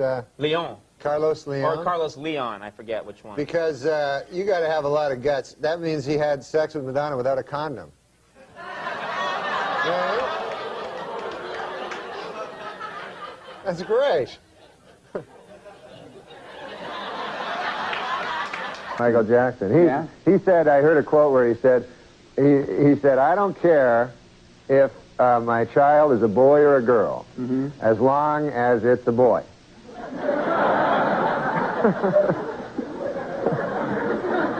He's going to name it. He said he doesn't know what he's going to name it. He said he thinks if it's a girl, he's going to name it Sharon. Really? Yeah. And if it's a boy, he's going to have sex with it.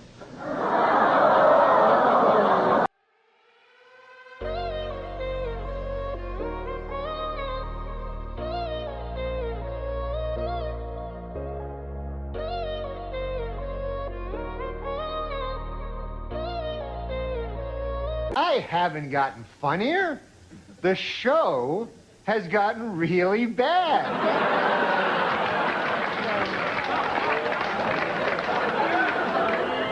So yeah, I'm funny compared to, you know, well, you'll see later. Now in this cancel culture and everything, I have to say, I no longer take that position with O.J. Simpson. He was found not guilty by a jury of his peers. I accept that. I see him as the greatest rusher in the. That's all he's guilty of to me, is the greatest rusher in the history of the NFL. Yep. Maybe I was the greatest rusher to judgment. Now, you know what my friend told me? He goes, you got to get woke, you know? Because I'm not woke. But why is it I have to believe fucking, just because some person believes some fucking shit, you know what I mean? Like I was talking to this lady, fucking, that was a man, whatever the fuck it was. It was a man, but it was clearly a lady. So the man says to me, because I'm Christian, the man says to me, how can you believe in an invisible man in the sky? I go, well, I believe you're a fucking man. Ain't that far a fucking jump.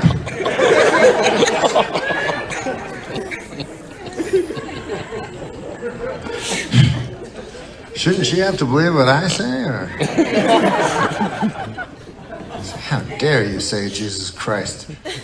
How dare you, you fucking ignorant. Anyways, that's the old me. I got my woke jokes. I wrote them on my magic phone. I just started today. But nothing funnier than woke jokes. Nobody gets hurt. Nobody laughs. God damn it, where are my fucking excellent woke jokes? Fuck you, I can't turn my goddamn... You know that, whatever. I have notes on my magic phone and I write them down. Or maybe I can just remember it off the top of my head. Here it is. First of all, with woke jokes, you gotta remember one thing. They're not funny. But they're important. And they're said with a great deal of either anger or, you know. So here it is. Hey! Listen, I don't know what's happening to us as Americans, but there's some things that are happening that are wrong. And not who we are as Americans. Now, you take the southern border, and what's happening at the southern border? Well, that is not who we are as America. You know, you may not know this, but there at the southern border right now, today, there are children as young as 2 or 3 years old that are being separated from the people that bought them from the parents or the cartel or whatever, and the kid gets through, and then the cartel guy can't get through, and a deal's a deal.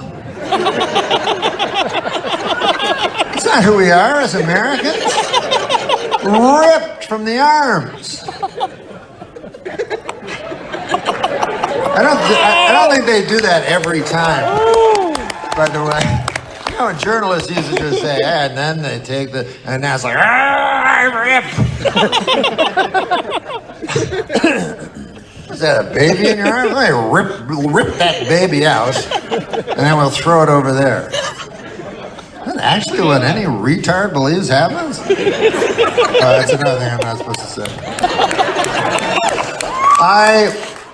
I got in trouble, I said retard, but anyway, I got in trouble for everything. Like, I said retard, man. So, anyway, I got this reviewer guy all mad at me. He said, fucking Norm said retard. He goes, and the reviewer said, I mean, this just shows how stupid Norm is. And then I said to myself, hey, what about the stupid people? It's not their fault, they're stupid. This guy's insulting fucking all stupid people. I guess you're allowed to insult stupid people unless they're real stupid and they're retards. I don't get it. You tell me the rules and I'll do my best. And context means something, right? Apparently not. Like, I remember when I said retard in my act because I remember the joke. And here was the context. You tell me if this makes any difference. The context of me using the word retard was, I love retards. Is that hate speech? Can that possibly be defined as hate speech?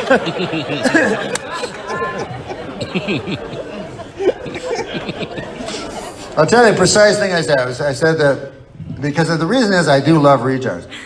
And I also use the word retard because it's just, I know what it means. It means arrested in your development, sometimes retarded. Stop, slow down, you know? I could say Down syndrome, but then I'd be worried people think I'm a fucking doctor or something, and then and they'd want me to hit their knee with a hammer or something. I don't got time for that. By the way, why do they still do that? What the fuck? How retarded are we? Like, you go to a doctor and he goes, okay, I'm going to hit your knee with a hammer now. You're like, okay, excellent, good idea. Then he hits your knee with a hammer. You're like, my knee! And he's like, excellent. He writes it down on a piece of paper. It's like, that's exactly how you're supposed to react when struck on the knee by a hammer. Good, good. Good, you're not paralyzed. That's good. We can just check that box. But anyway, so that's why I don't say Down syndrome, I say retarded. So, but I love retards, and this is the reason. I had a retard lived I live in an apartment, so 3 apartments away from me. There was this retard. I think he was like 22 years old, lived with his parents, and I was trying to become his friend, and his parents wanted nothing to do with that. For obvious reasons. Because we live in this cynical world where I didn't want to fuck him, obviously.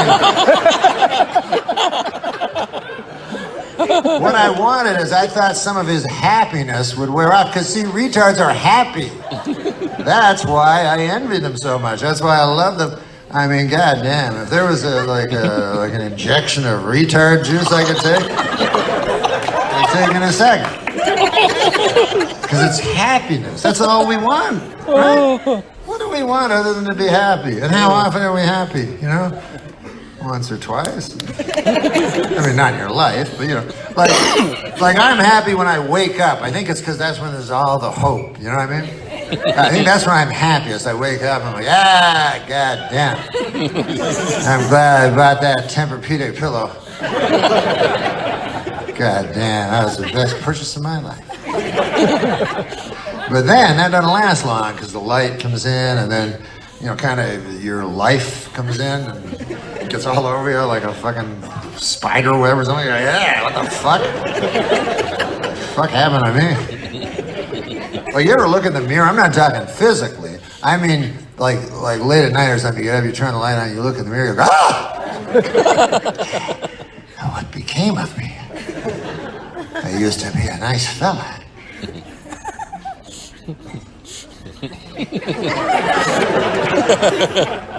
And at that point, I'd like to have a retarded friend, and he'd go, "Hey, I like bananas." I go, "Yeah, me too, goddamn." I never thought of it that way, man. They're yellow. You're fucking right, they're yellow. What do you say we go buy a fucking banana right now, me and you?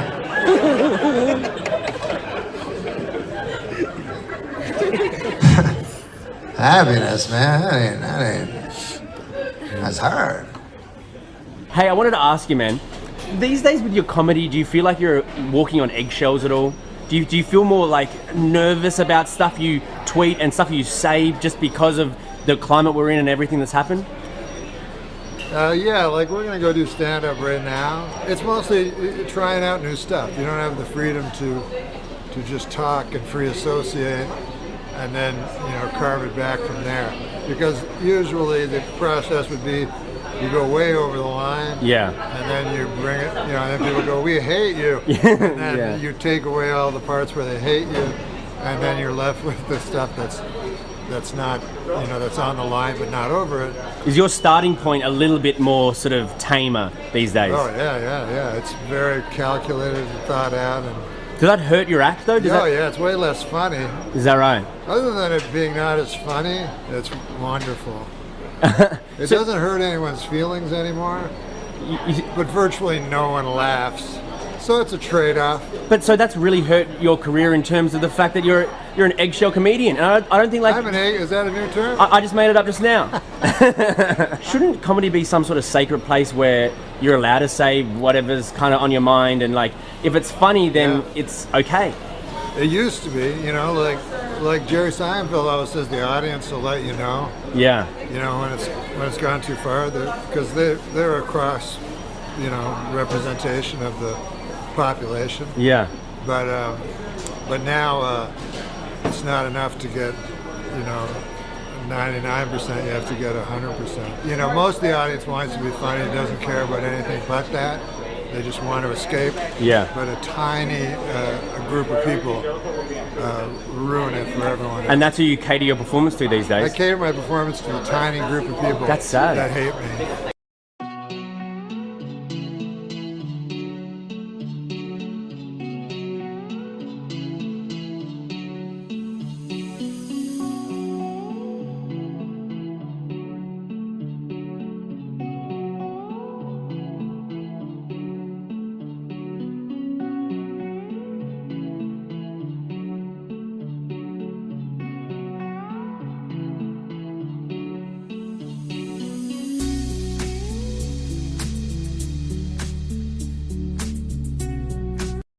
Welcome Norm Macdonald.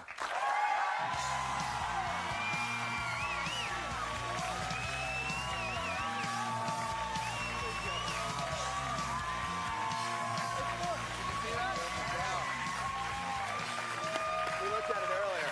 You did? He actually shaved it. It's not even a bald spot. Oh my God. Norm Macdonald, nice to see you. Good to see you too, man. Your fans are out in force. Yeah, they're good people, right? They're good, fine people. How you doing with the new season? Are they driving you nuts? Or they changed the name? They changed the name from the Norm Show to Norm. Yeah. That testing and research and everything. Yeah. It's like For the Love of the Game. You know that movie? They changed that. What'd they change that to? For Love of Game or something. And that was it? And they thought that was going to work? Yeah, they decided to take they thought those slowed things down. Yeah.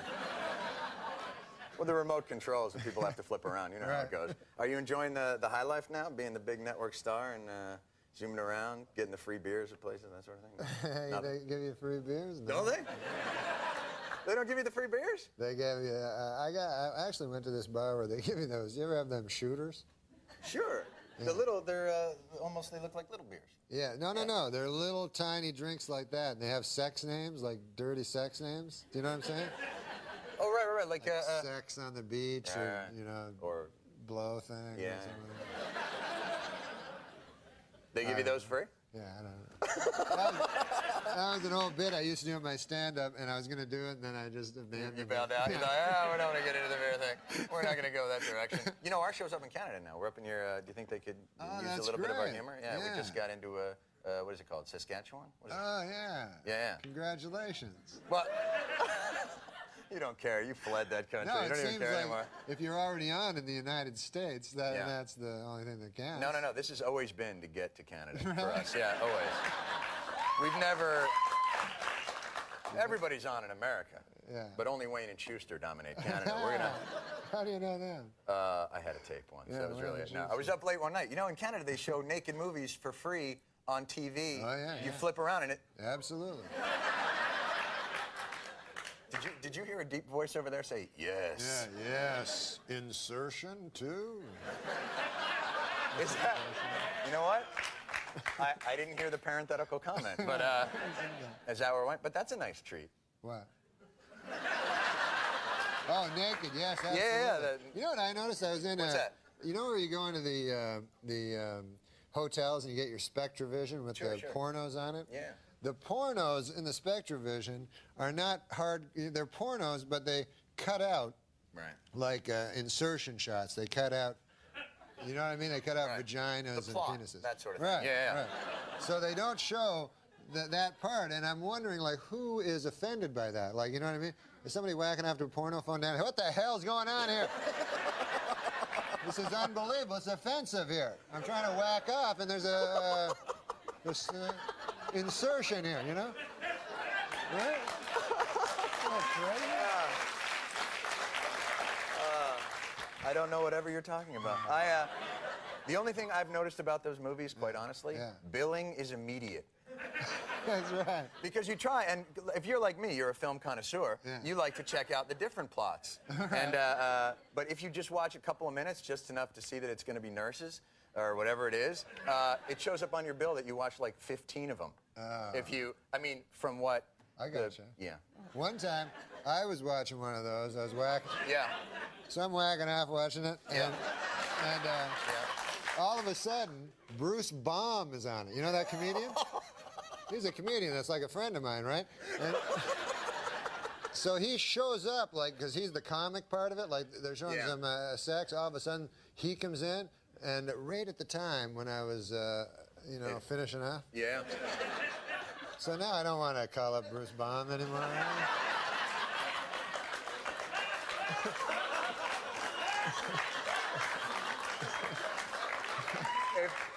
When this airs, we're going to make sure we get a picture of Bruce Baum, the Flash.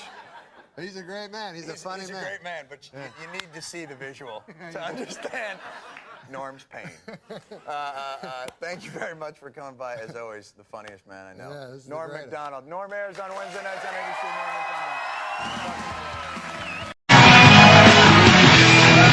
Welcome back to the program. My guest tonight, a very funny comedian and actor, is on Saturday Night Live for many years. His new show is Fox's A Minute with Stan Hooper. Please welcome Norm Macdonald. Hello!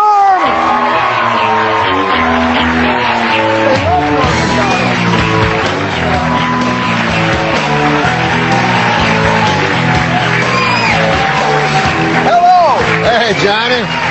That clip didn't seem that entertaining. That's not the whole show, is it? That's the best part. You picked that out especially for I us? miss you, Johnny. I miss you. TV is better in my mind. Congratulations. Stop it. On TV your is better. Academy Award. Don't even talk about it. Just wait. Ah, you won an Emmy. Wait till Compilation come out. We're going to be top notch. By the way, you are the first guest to sit in our new couch. Talk to me about. This is some couch, I'll tell you that, man. What do you think? I'd it.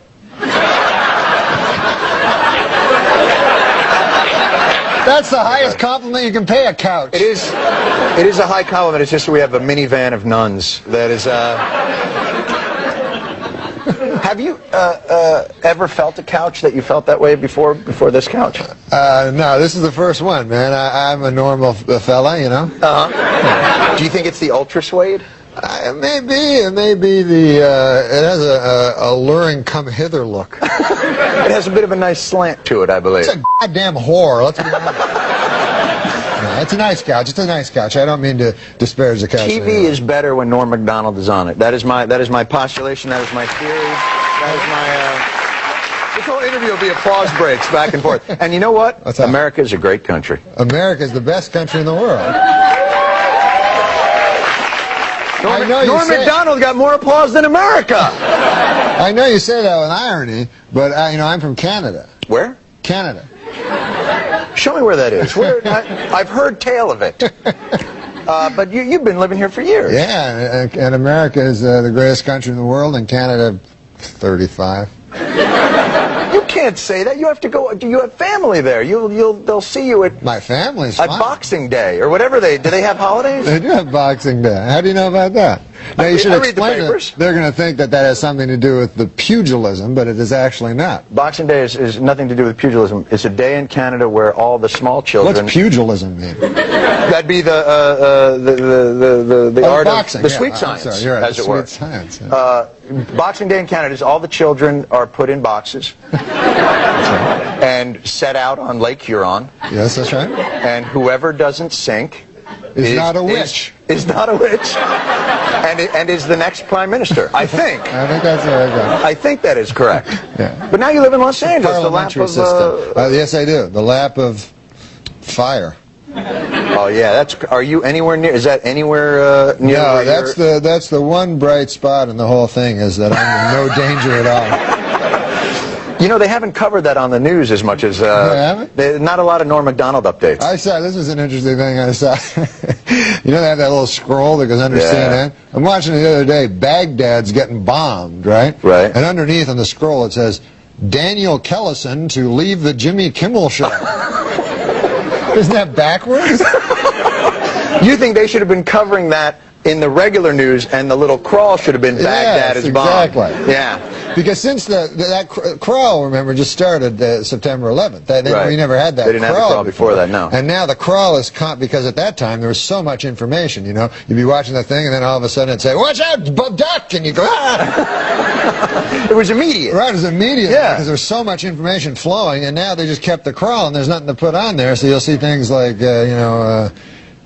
singer James Taylor set to wed, and you're like, The favorite one that I've seen so far is it said it was another of those situations. They were announcing that Uday and Kusei had been killed in that giant raid, and underneath it said, Beyonce says she doesn't like the word bootylicious.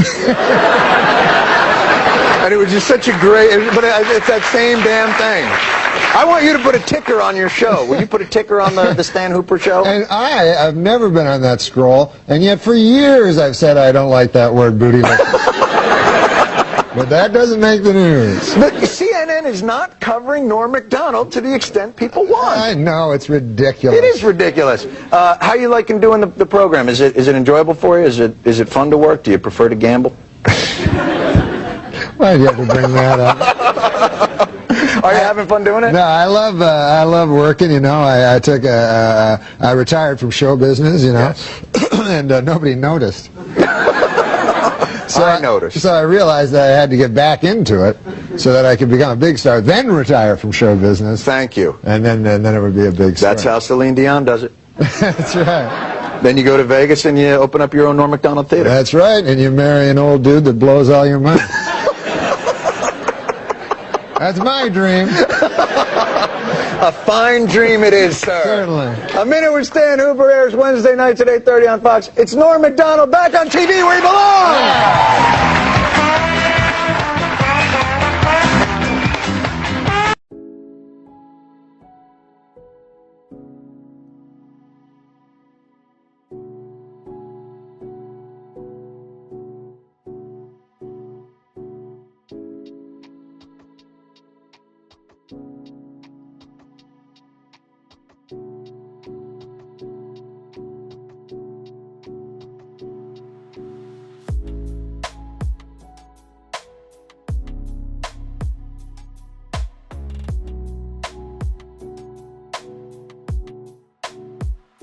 My guest tonight, one of my very favorite comedians. His new sketch comedy CD is called Norm Macdonald Ridiculous.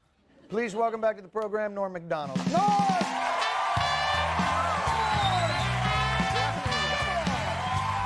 For God's sake.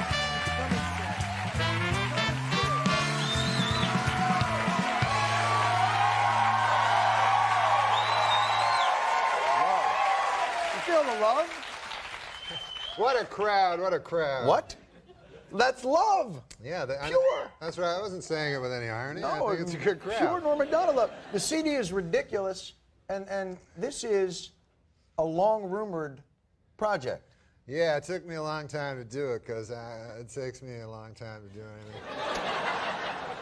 I wanted to do a thing because when I was a kid, I listened to Cheech and Chong all the time. And so I wanted to do an album. It's very explicit. It's not for kids, but it is for the kids.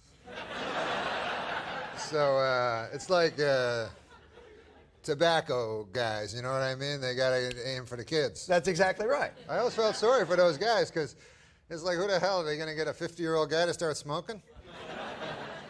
They got me at 15. Me too. I was 13. I thought, if a camel can do it, who am I not to do it? Remember that Joe Camel? I always laugh because they said, like, subliminally, it looks like a penis. You know what I mean? And when I looked at it, I couldn't even find a camel. It looks, you know what I mean? Subliminally, it was a camel.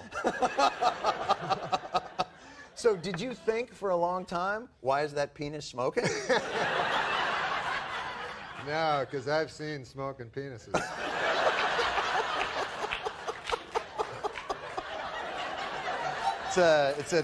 And for the kids out there, it is a terrible habit for your penis to pick up.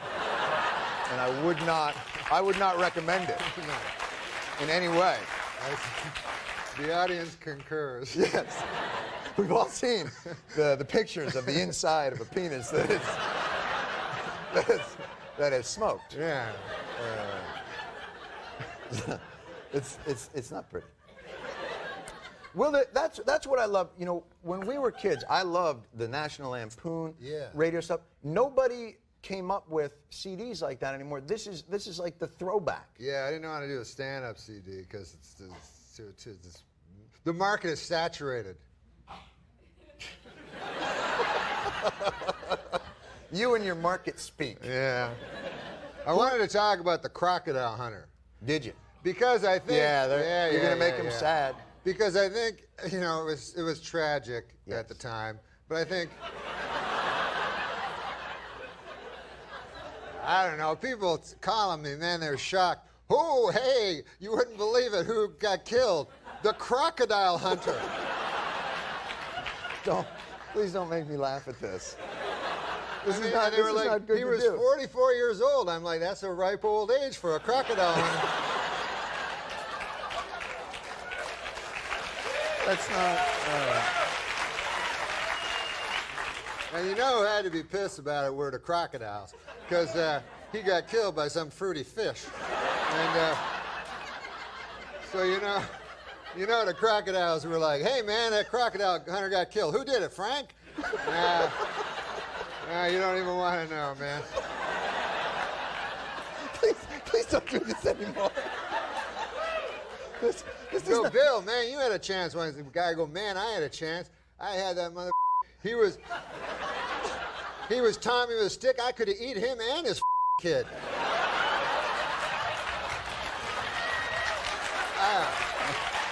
I don't feel good about this.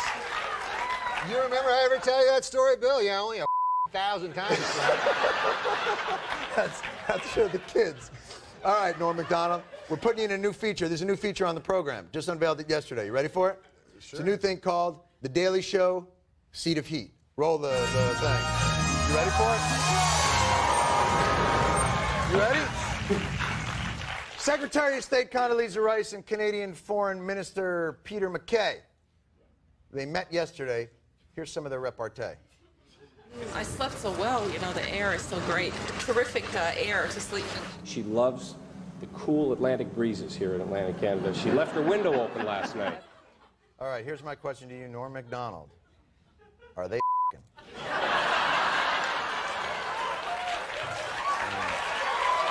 Take your time. Take your time. Hot. Mull it over. It's hot. It's hot in here. Well, I am a Canadian, as you know. But I love America better. But I'm a Canadian, and I know this Peter MacKay character. I've known him for years. Thought you'd have some insight. If I was Condoleezza Rice, I wouldn't be too flattered, because that guy will f*** anything. I swear to God. Norm Macdonald is off the hot seat. Wait, You're off. wait, I want to say one thing. One more thing. One thing about, because this was a rumor, and I don't know if it's There's a rumor they were together. This was a rumor that long went around Canada about Peter MacKay years ago. Let's hear it. I don't know if it's true, it might be an urban myth, but they say one time on a dare, he a crocodile. All right, that's it. Norm Macdonald, ridiculous. It's in the stores now.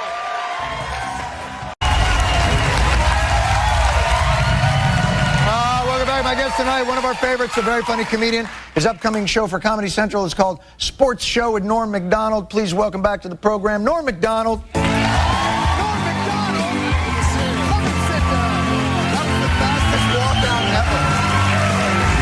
was speed.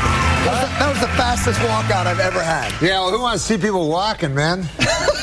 We got to do jokes. We're the greatest crowd, man. They're the greatest crowd I've ever seen.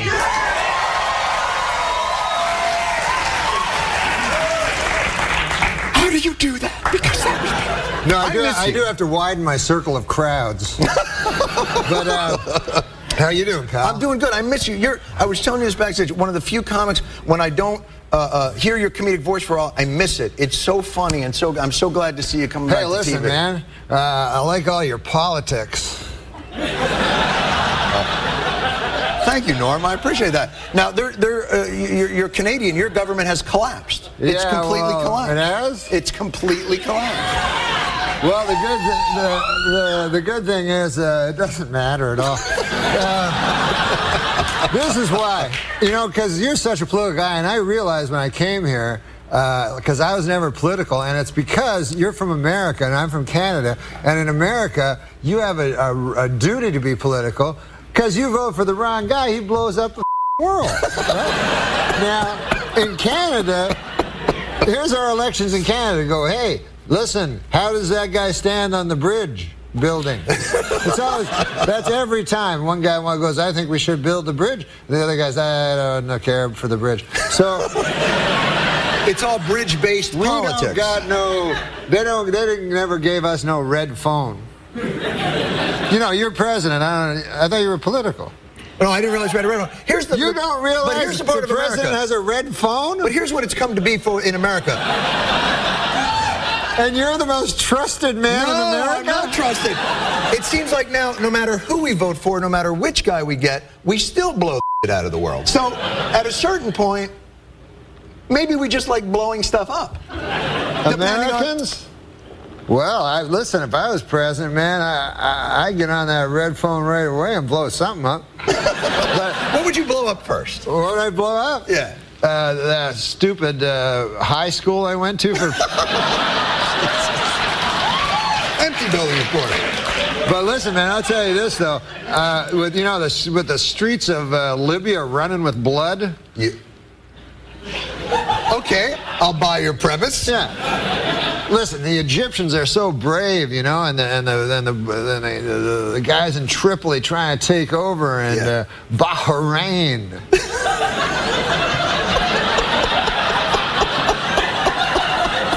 Here's what I'm trying to get at. I'm from Canada. We got a queen. She lives in England, right? We're so we can't get. Seriously, I could get a bunch of buddies of mine. I swear to God, I could get 2 or 3 dozen buddies of mine. We could go over to Buckingham Palace takeover. I would totally do that with you. It's an old bag in a castle. You know what is the most difficult part of that? Finding which room she's in. Do you have any idea? If you go attack her, there's like 130 rooms. We'd probably lose interest before we got to her. Oh, I see what you mean, yeah. But Gaddafi is surrounded by what is he surrounded by? Bahrain. I'm guessing he's surrounded by like dancing girls. He's crazy. Yeah. He's a nutbag. No, he likes the ladies. That's what I heard. Did you know he has a Ukrainian nurse who apparently follows her everywhere. Yeah, pretends he's a nurse, but I've heard that maybe there's a little hanky-panky going on. Listen, I don't want to badmouth Gaddafi.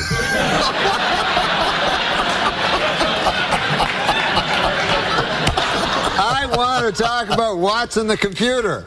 Oh, let's talk about that. I'm happy to talk about that. You know that character? I love that guy. He was on Jeopardy. He crushed. Yeah, he was on Jeopardy, and he crushed. You guys know Watson the computer? Sure. Terrific. Yeah. So, I watched it. It was cool. And the funny thing was, like, they were like, I wonder if, who's going to win? Watson the computer? Or that guy that works down at the hat store? And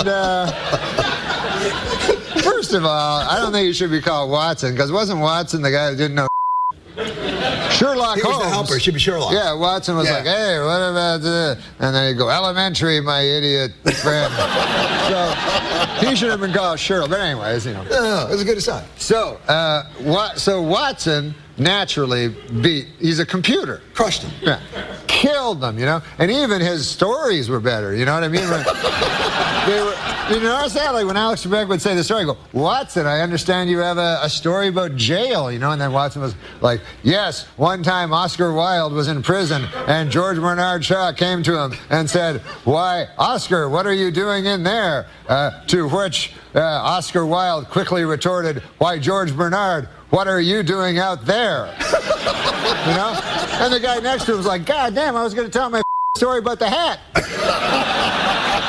I gave the guy the wrong hat that time.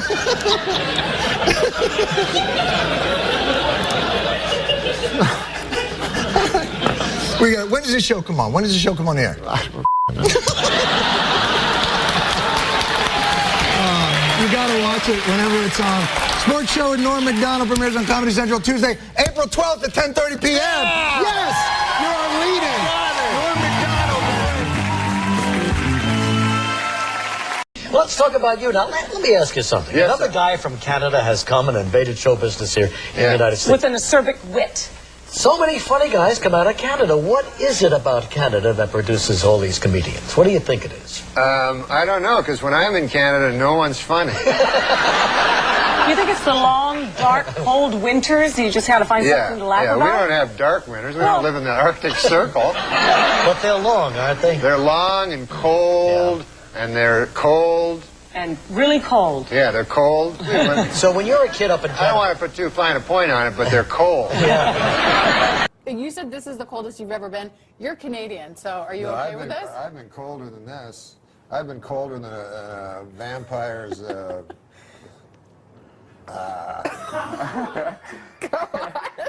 on. That's like We're an waiting. 8 a.m. joke. Yeah, we can do it at 7:19. The stage is yours. Are you drunk? Because all you did was ride a cooler and you're sweating. I am. Well, it's hot it's hotter than a $2 Well, he's pistol got like in here. 12 layers on, Yeah, I think. I thought it was going to be really cold.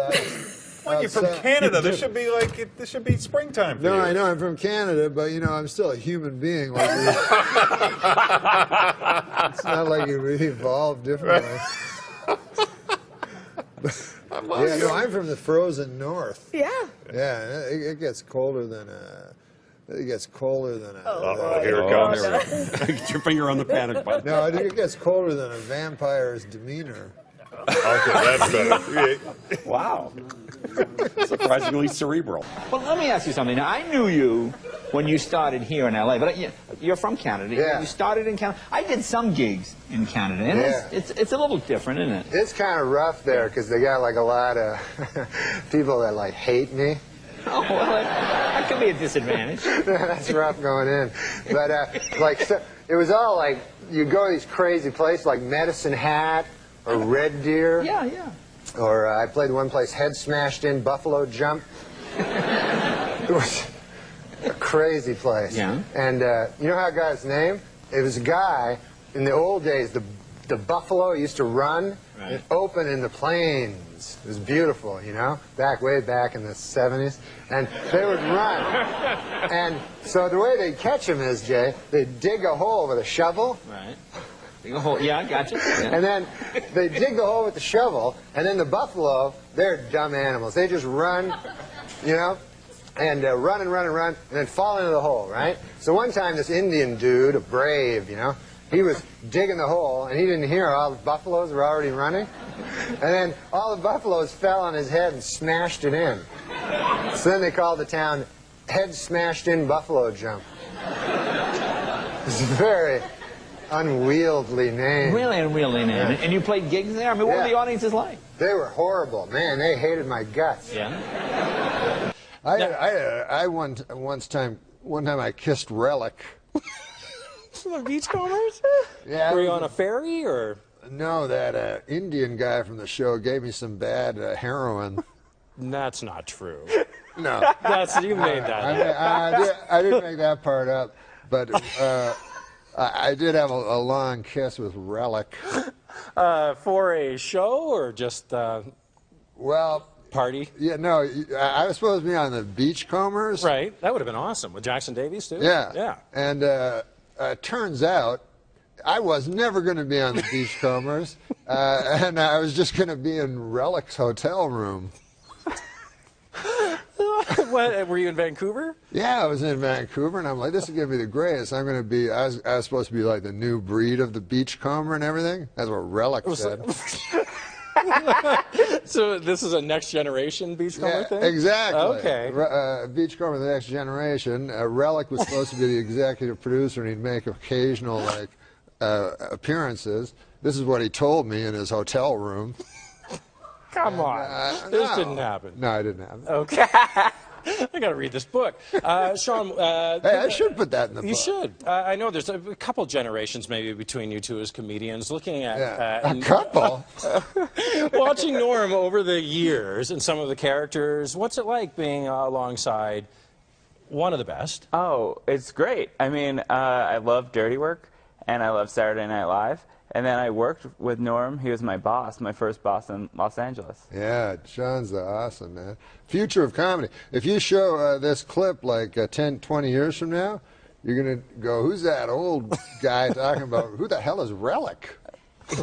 Oh, I love that I'll story. be like Relic, and he'll be like me, like 20 years, when you look at this in the vault. In Canada, it's different. Like here in the States, you vote for the president, maybe you vote for the wrong guy, a war happens. Right. In Canada, it's not like that. You go, like, what's the big thing? Should they make that bridge? Right. That's the biggest. Yeah. So it doesn't really matter. So it's, you know, It's too much we're pressure. very inconsequential, Canada. Yeah.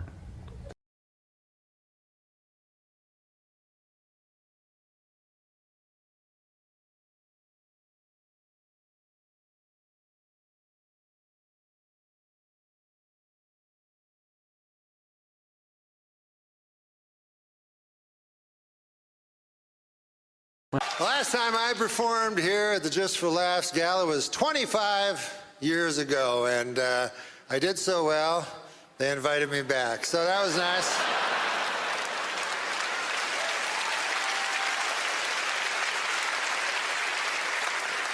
I love Montreal, my God, you know, and call me an eternal optimist, you know, but I really believe in my heart that this is the year that the Expos are finally going to win it all.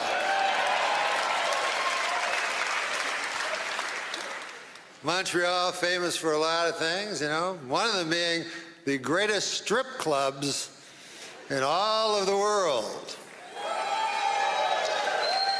Yeah. Last night, are you aware of Club Super Sex? Yeah, so last night I went to Club Super Sex. I chose the soup. Big mistake.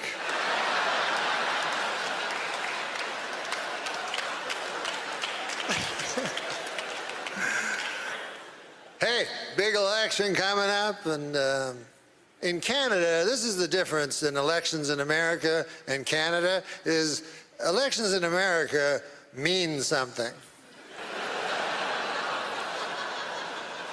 You vote for the wrong motherfucker, the world blows up.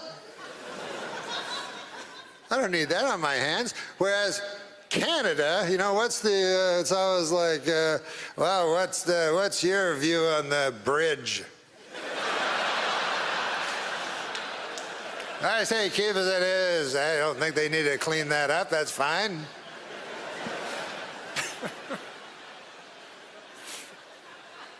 It was easy when I was young to vote because it was simply, you know, you just didn't vote for the French guy. It couldn't have been an easier choice.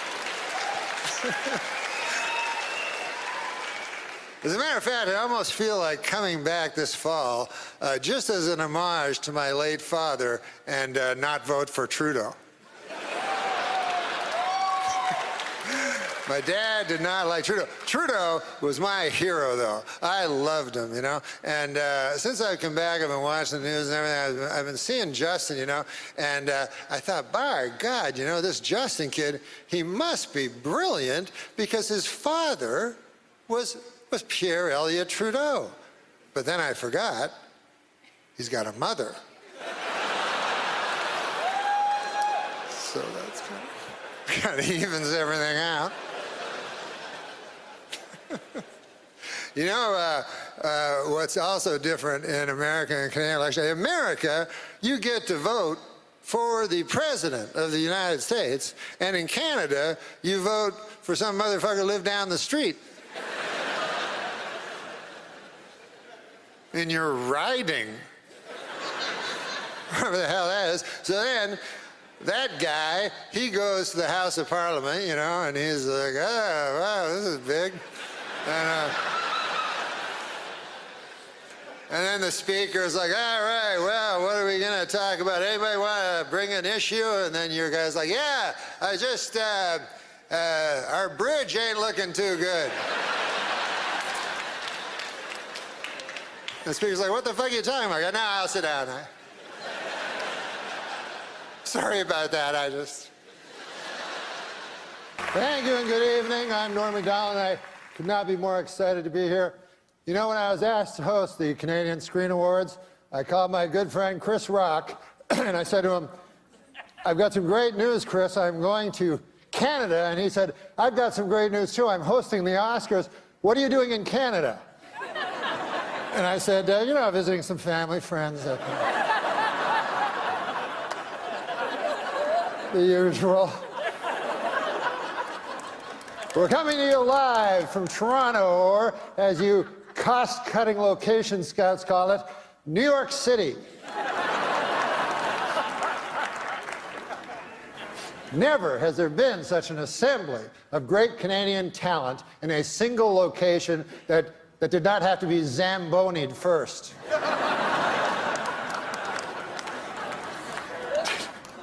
Tonight, the CSAs are being seen in over 50 countries. Isn't that exciting? Oh, wait, I'm sorry. No, wait. I misread that. 50 counties. And a couple of regional municipalities. We are here to celebrate nominees for their wonderful work in Canadian cinema and television, which is a lot like celebrating the Northern Lights. You probably haven't seen them, but you've heard they're amazing.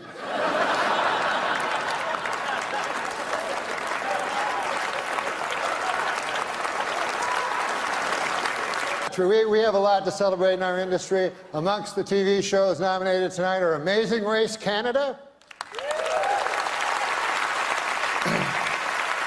Big Brother Canada, Master Chef Canada. Where do they come up with these ideas? But it's been a wonderful year for Canada. It's been a especially great year for one little guy, one adorable little Canadian youngster who's already accomplished so much. Of course, you know who I'm talking about, Justin Trudeau. Hasn't he had a wonderful year? It's been a busy weekend getting here. We lost an hour. As you know, daylight savings time went into effect last night. I give it 6 months.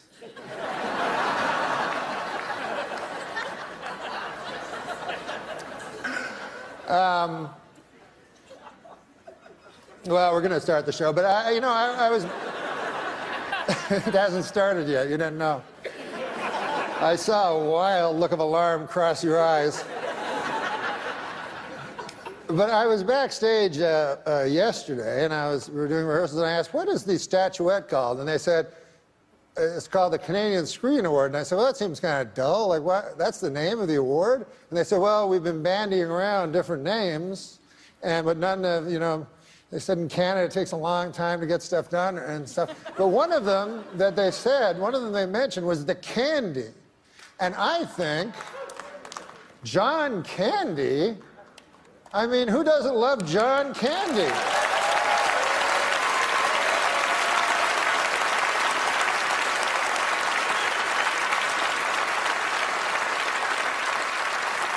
So of course, the statuette should be called the Candies. So what I'm asking you to do is, if you are a presenter, ignore the teleprompter and say, the candy goes to. And if you are lucky enough to win one, go, I won a candy. What do you think of that? Can you go along with that? Excellent. That would make us a better nation.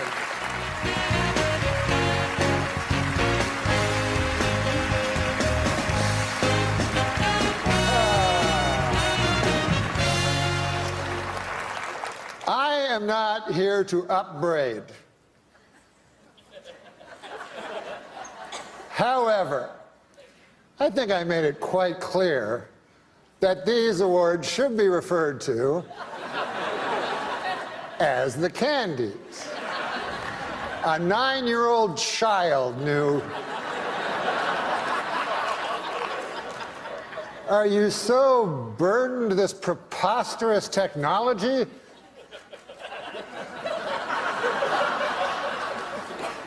So I would like not to see that again.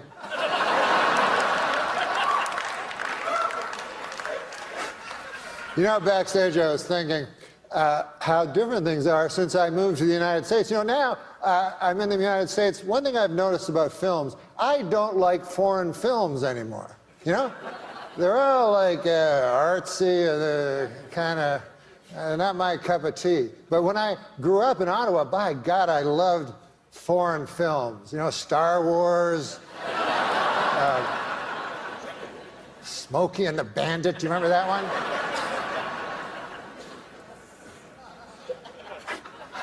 Here to present our next award, the Candy. And this will be the end of my upbraiding, I hope. George St. Kitts and the Candy Band. Who can take a sunrise? Come on, guys. Sprinkle it, but they can't. Well, whatever. Well, our next presenters are political people. And it made me think, because I was just told Cape Breton Island, I don't know if you know this, but they are offering sanctuary to anyone that lives in America after Trump is elected president by a landslide. And I agree with this in principle, but why Cape Breton Island? I mean, can't I just flee to Toronto? Do I have to leave the fucking planet? I mean,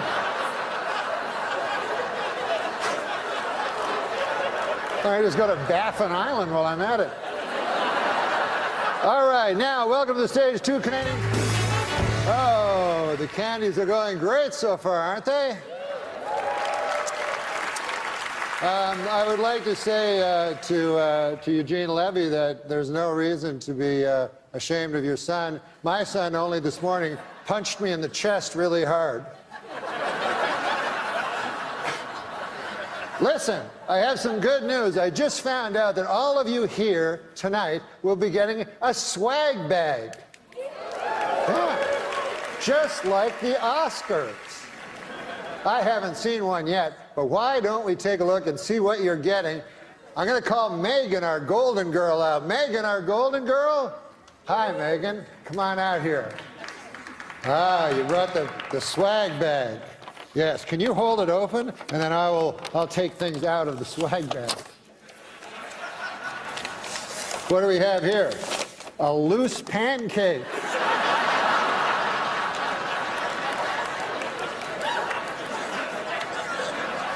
What else we got here, Megan?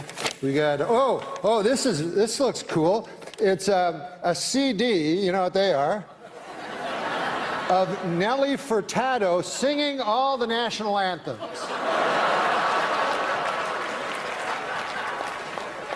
Torn from today's headlines. See what else we have. Well, we have this. Ah, yes, this.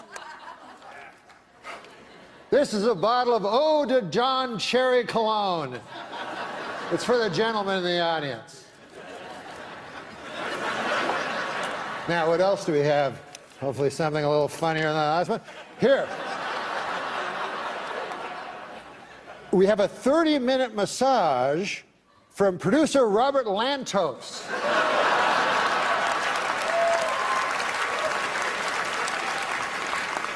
Don't try to go for 50. You only can hit 30. And then what else do we have here?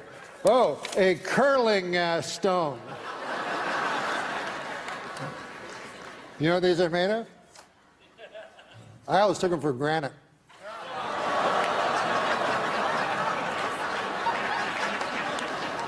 Last time I take a joke from Martin Short. All right. Megan, just do some house cleaning here. Having a hand for Megan, our Golden Globe. Natural mistake. All right. Listen, guys. For some reason, I've been told to stretch. So,